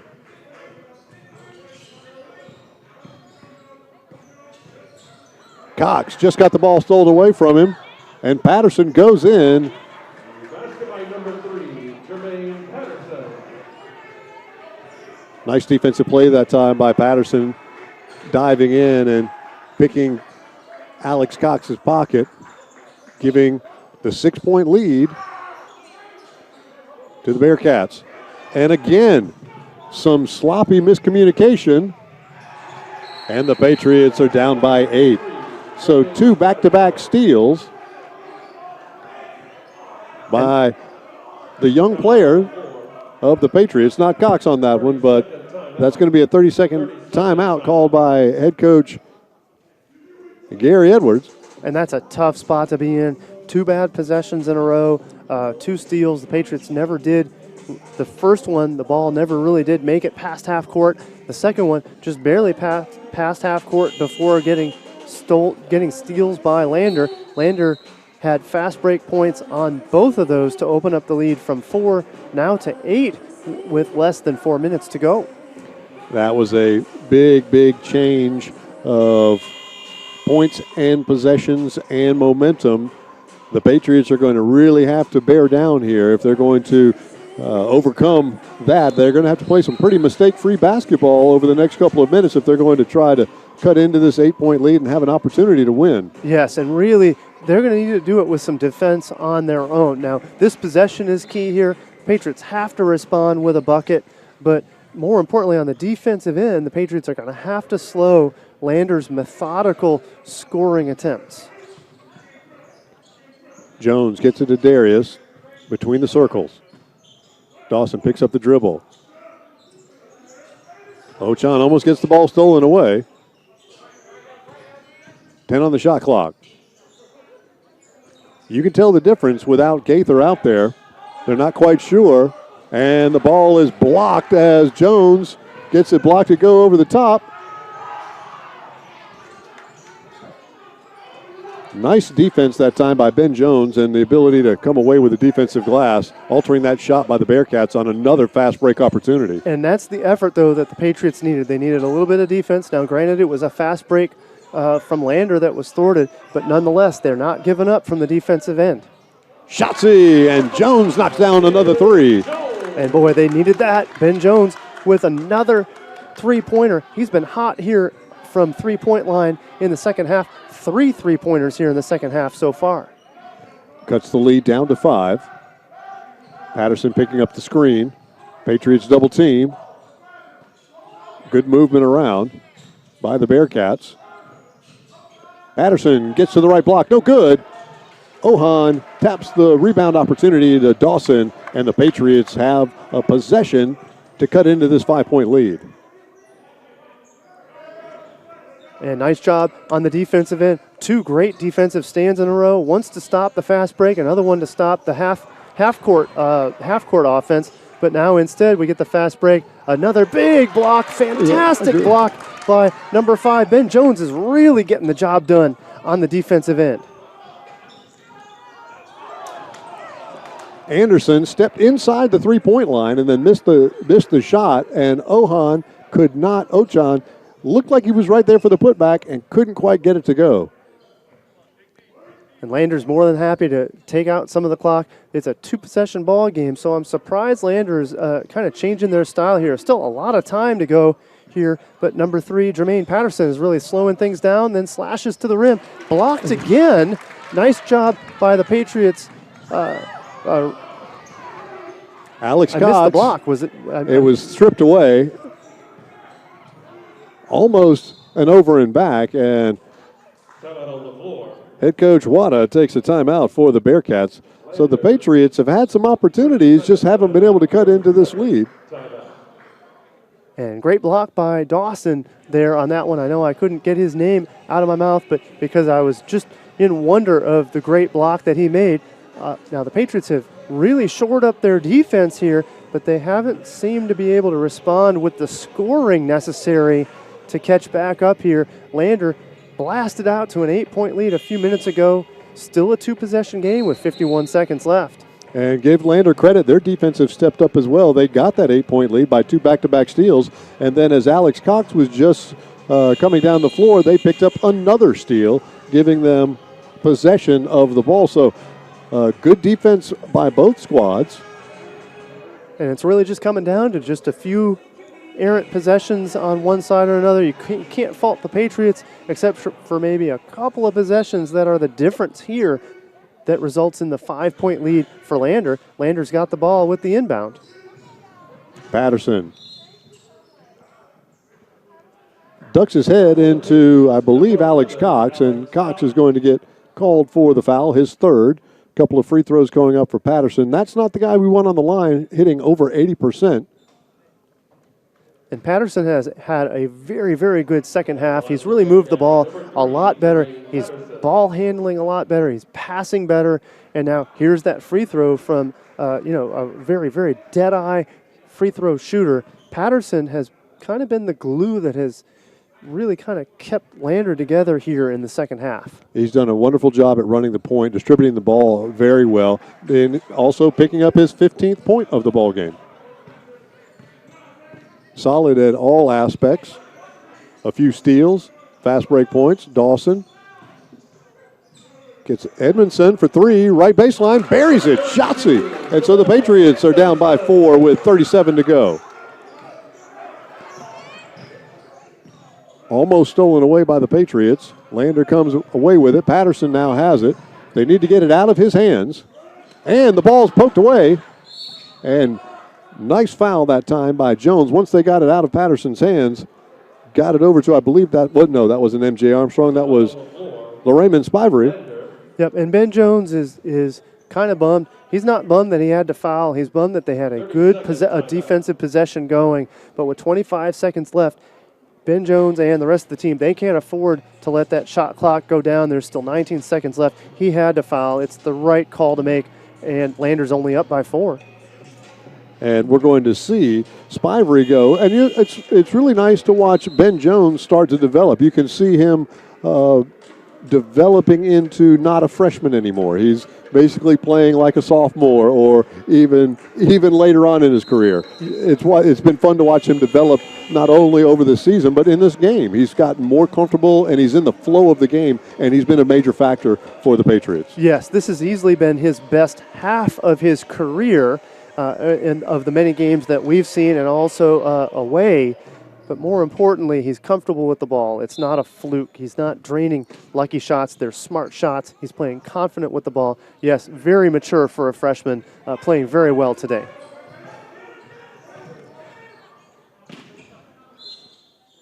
I don't understand why there wasn't free throws on that last possession, unless it was a timeout before they called the foul. That must have been it. I thought it was going to be a foul on Ben Jones, but if we didn't see free throws.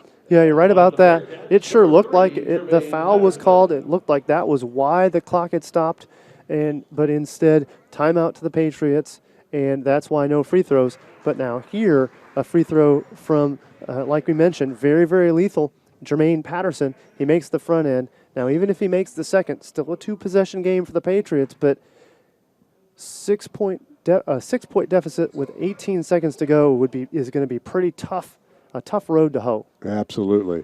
And he rattles out the second one, so a 5-point deficit. Cox comes down. He gets it to Dawson. Jones for three, left side. Off the glass, no good. Popped around, and Moore comes away with it. And I believe that might be it for the Patriots in this one. 7.3 seconds to go. And we're going to see Moore on the line. And this is a tough one. This game was contested all the way to the end, back and forth. A quick 4-point spurt on 2 turnovers from the Patriots was the difference. It took the lead for Lander to 79-71, an 8-point lead that they have yet to relinquish here, now with only 7.3 seconds to go. And Moore on the line. If Moore drains 2, then there's a big problem there. That would make it a 3-possession game. At least with 2 possessions, there is a little sliver of hope. And he knocks down the first one, so that's the 2 possessions right there. One more would be the dagger. Matthew Lee, number 24, checking in for the Patriots. And we're going to see number 14, Trayshawn Staggs, check in for, going to get some time for those youngsters. Cox puts up the three-pointer. Shotzi, he knocks it down with 0.7 seconds to go. Yep, and it's nice to see him drain that.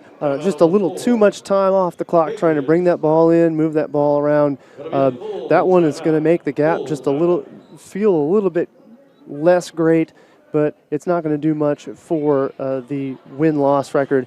I still contend, even when the clock is corrected, we're going to correct that clock to 1.2 seconds to go. Boy, a heck of a time the Patriots are going to have getting 2 possessions to go out of that one. Well, I say we just steal the ball, take the three-pointer, and get fouled and make it. That's just how you do it. That's just how you do it. I don't think there's enough dry erase pen and enough board over there to draw up that play. I tell you what, I was befuddled for a moment because I didn't know how you were going to draw up that play. But, you got to lean into a guy, make the tray, then make your free throw. And go to overtime. And go to OT. And as you can hear, there's a lot of you gotta. So with 1.2 seconds to go, hey, the steal and the make here, let's just see what the Patriots can do. Once again, the Patriots in another ball game the entire way, showing a lot of heart. Sometimes decision-making causes some problems. Sometimes I think shot selection can be an issue with them. But they play hard. They play hard for 40 minutes. I've got no complaints with how hard this team wants to win. And Correct. They will get there.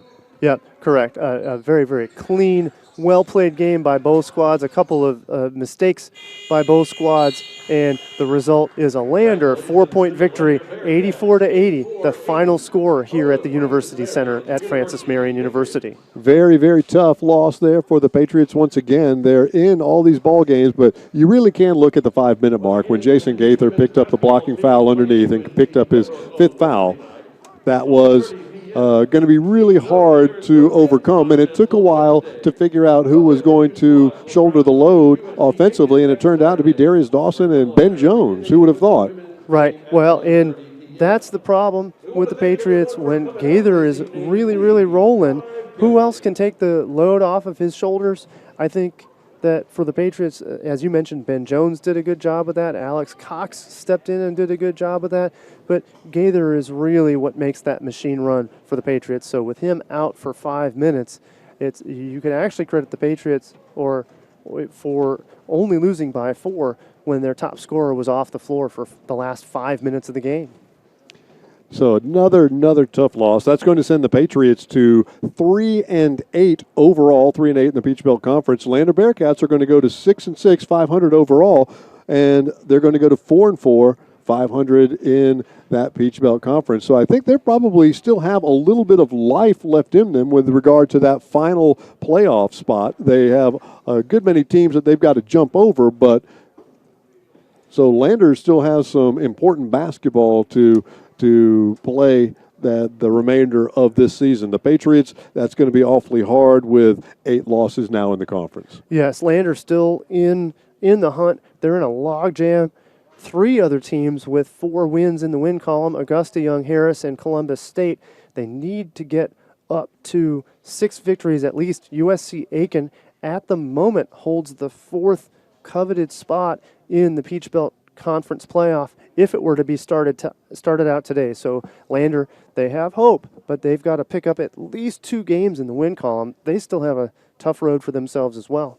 Absolutely. And for the Patriots, the player of the game was Langston Gaither with 24 points for the Patriots. Unfortunately, that would have been higher if he'd been able to spend the rest of the game on the floor. Yes, and admittedly, I have no issues with the fouls being called. He plays an aggressive defensive style, but that does put him at some risk. He had a flagrant foul earlier on in the game, and it was very unintentional. It just happened, but that's one of those fouls that you just like to have back. Coach Edwards was even working with him on how to check and how to handle that defensive pressure without fouling, and that's part of coaching, and that's part of life. But for Gaither to foul out with 5 minutes to go, the Patriots' top scorer, boy, Lander at that point took advantage with 2 steals on 2 consecutive possessions. About a minute after that, opened up their lead to 8, and they never looked back. Absolutely. So, once again, the Patriots are 3-8 in the conference. Our next home game will be, again, February 24th. That's a Wednesday evening. The women will play at 5:30. The men will tip off at around 7:30.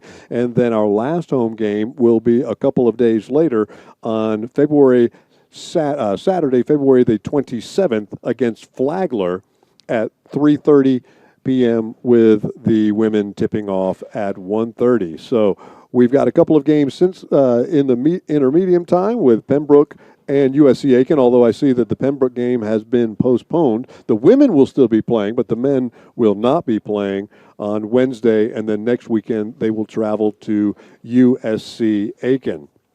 So we still have some basketball left this season. A lot of other sports still on the docket for the rest of this semester. Volleyball and baseball, softball.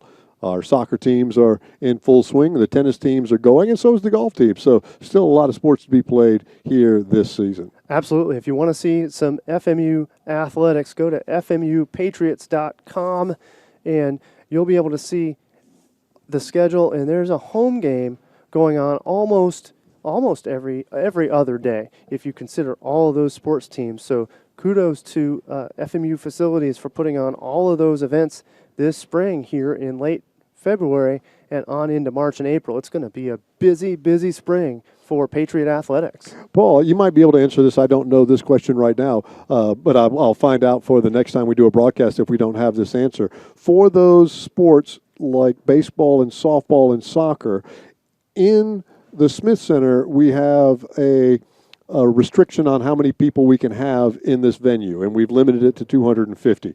Are there restrictions at the Sparrow Stadium and those places across the street? Yes, there, and I don't know the specific number of restriction, but I believe it has to do with capacity and also an outdoor venue versus indoor. So there will be a restriction. So you'll have to check for updates online to determine attendance numbers and to find out how you can get a possible chance to come and see a game. Absolutely. I'm assuming it will be more than 250 at those venues simply because of the outdoor nature of the sport. Yes, I would think so. But part of that has to do with county regs, sure, state regs. Peach Belt is the Peach Belt isn't changing, but the Peach Belt is ebbing and flowing with some of the state and national regulations. So everything's very much in flux right now, especially when it comes to attendance. So if you can't come to a game, catch it on the FMU Sports Network. Catch the live stats, because they're still playing, and they'd love to know that, and the athletes would love to know that you're watching them, even if you can't be there in person. Oh, that sounds like a great idea. So check online, see if you can't find that information on these wonderful sporting events we have out at FMU, and I will check with the athletic director or the sports information director and find out those things, and no later than 2 weeks when our last basketball games come around, I'll give you guys that information. So we're going to call it an evening tonight. A couple of losses for the Patriots, unfortunately, but we'll be back in action come Wednesday. For Paul McDonald and the rest of the production crew, I'm Hubert Setzler, and this is the Patriot Sports Network.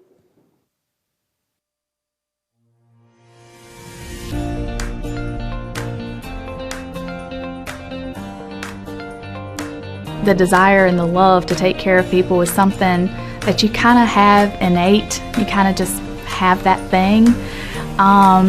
But Francis Marion gave me the principles, and they taught me the core values. They taught me leadership qualities, and they've just been foundational and offered a family that I can keep going back to.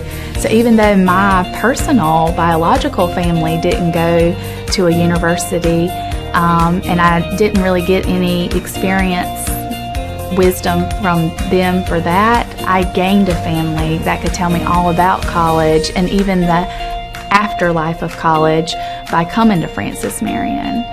And I'm not sure you would have that with, other universities. Throughout the nurse practitioner program, you're already a nurse, and you're a devoted nurse, and you don't want to just quit. And that was another thing I specifically picked this program, was because I was able to look at the curriculum and know that I could work. I even asked a couple of the professors, one being Dr. Hopla, before I started the program, and even she told me, yes, you can still work while you do this. And I did. I worked 40 hours a week, 5 days a week. Sometimes it had to be six days a week to get my 40 hours in, and I still did the nurse practitioner program. It wasn't easy, but nothing worth having is easy. Which the benefit of having classmates and professors that were both working and studying is, we would get worked up and worried about how would we ever do this. And then they would say, well, I can work these 2 12-hour shifts on the weekends and then have the week to study. Or a professor may say, well, you can get creative with your hours here. So you can tell that they've done this, that you can tell that they've gotten creative with their time as well.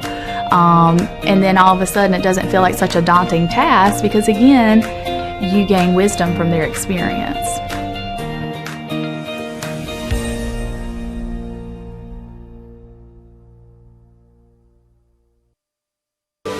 Choosing a college isn't easy.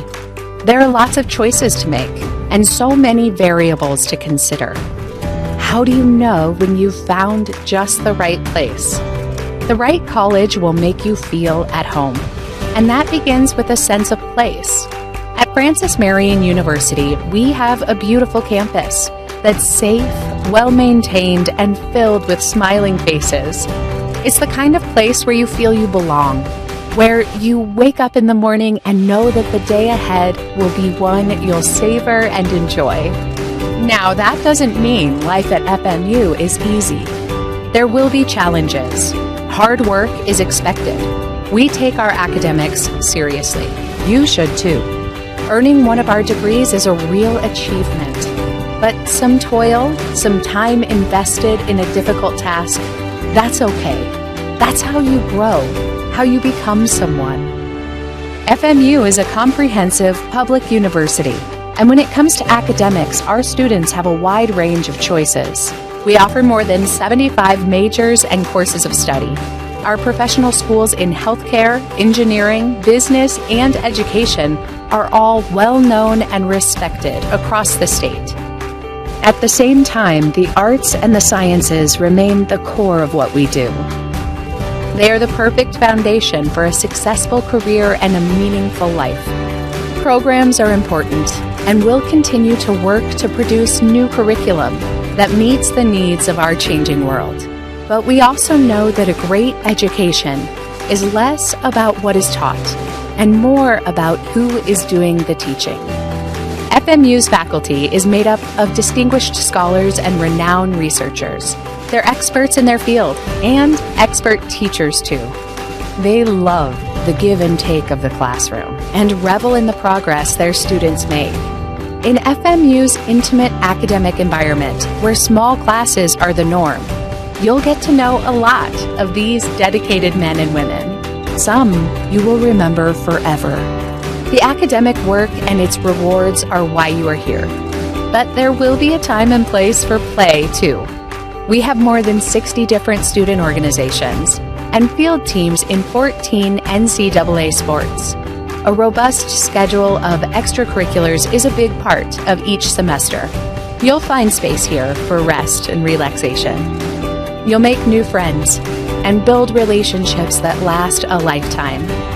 And then, almost as quickly as it all began, it will be over. You will graduate and move on to a life and career full of promise.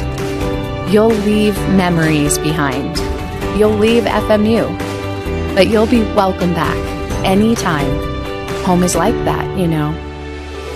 Welcome home. Welcome to FMU.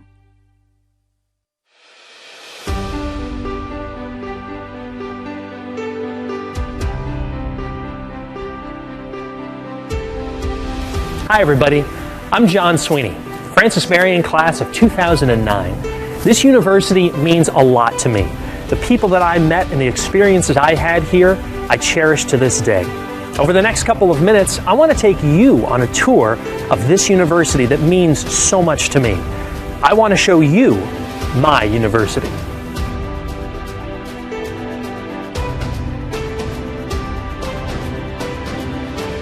The first thing I'll mention, and I imagine it's the first thing you'd notice, is that Francis Marion is a beautiful place. It's just outside the city of Florence, but the university is not in the city. It's in a rural setting. It's pretty, peaceful, and safe.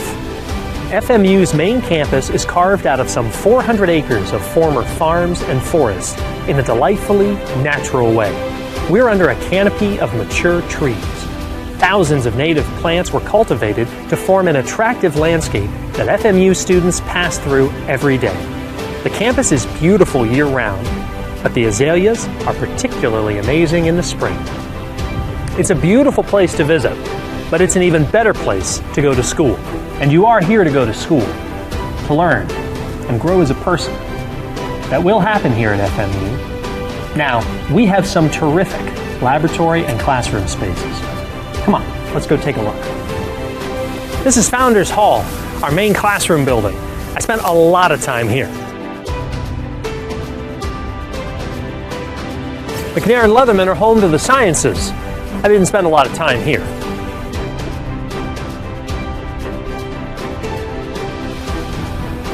Nope, not here either.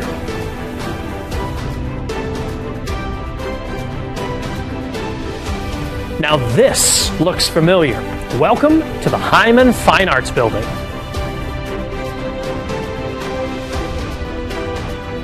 A new honors center is currently under construction on campus, and in the past few years, FMU has built an impressive presence in downtown Florence. This new campus includes the FMU Performing Arts Center, the Carter Center for Health Sciences, University Place, and coming soon, the Leatherman Medical Complex. And in the near future, we'll begin work on a freshwater ecology lab not far from the main campus. We've even got planetariums and simulation labs. But academics here are about more than buildings. They're about community, about people. You form bonds with classmates and professors, and the classes are great. Our professors are experts in their fields, and they love to be in the classroom. You'll learn a lot about the major you choose. You'll hear more about that later. And you'll learn a lot about life. Francis Marion is an interesting place with a diverse student population. We have older students who are coming back to study for their second career, and lots of hard-working students with jobs both on and off campus, which means there are some commuters here.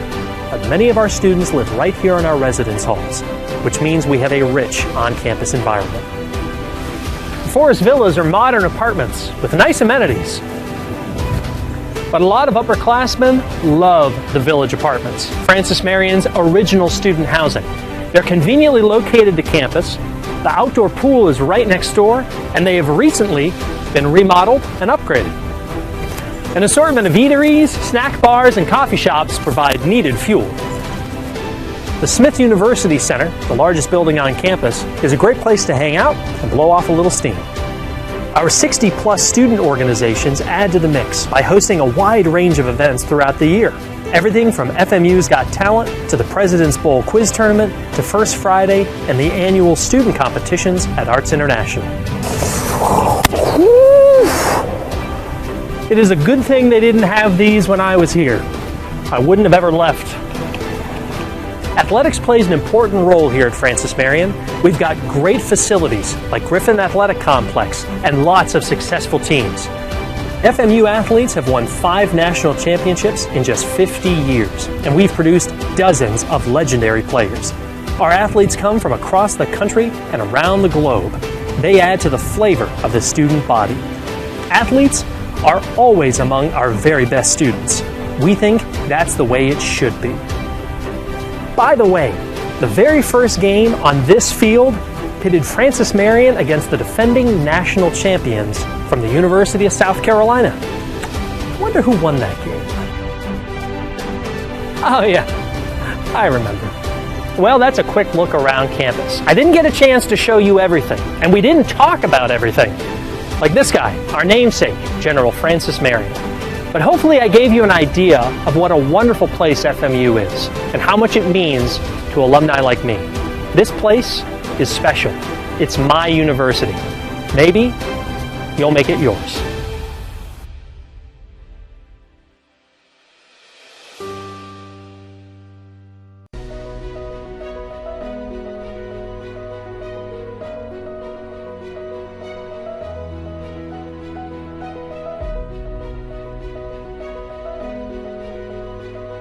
Let me paint you a picture. All of the graduates, all of the faculty, all of the administration, all of the Board of Trustees is decked out in their regalia. Their black robes, their hats, their gold tassels. It's just a most beautiful picture of a very formal kind of occasion. And here we march into the gymnasium, and the music is playing, and the gym is packed.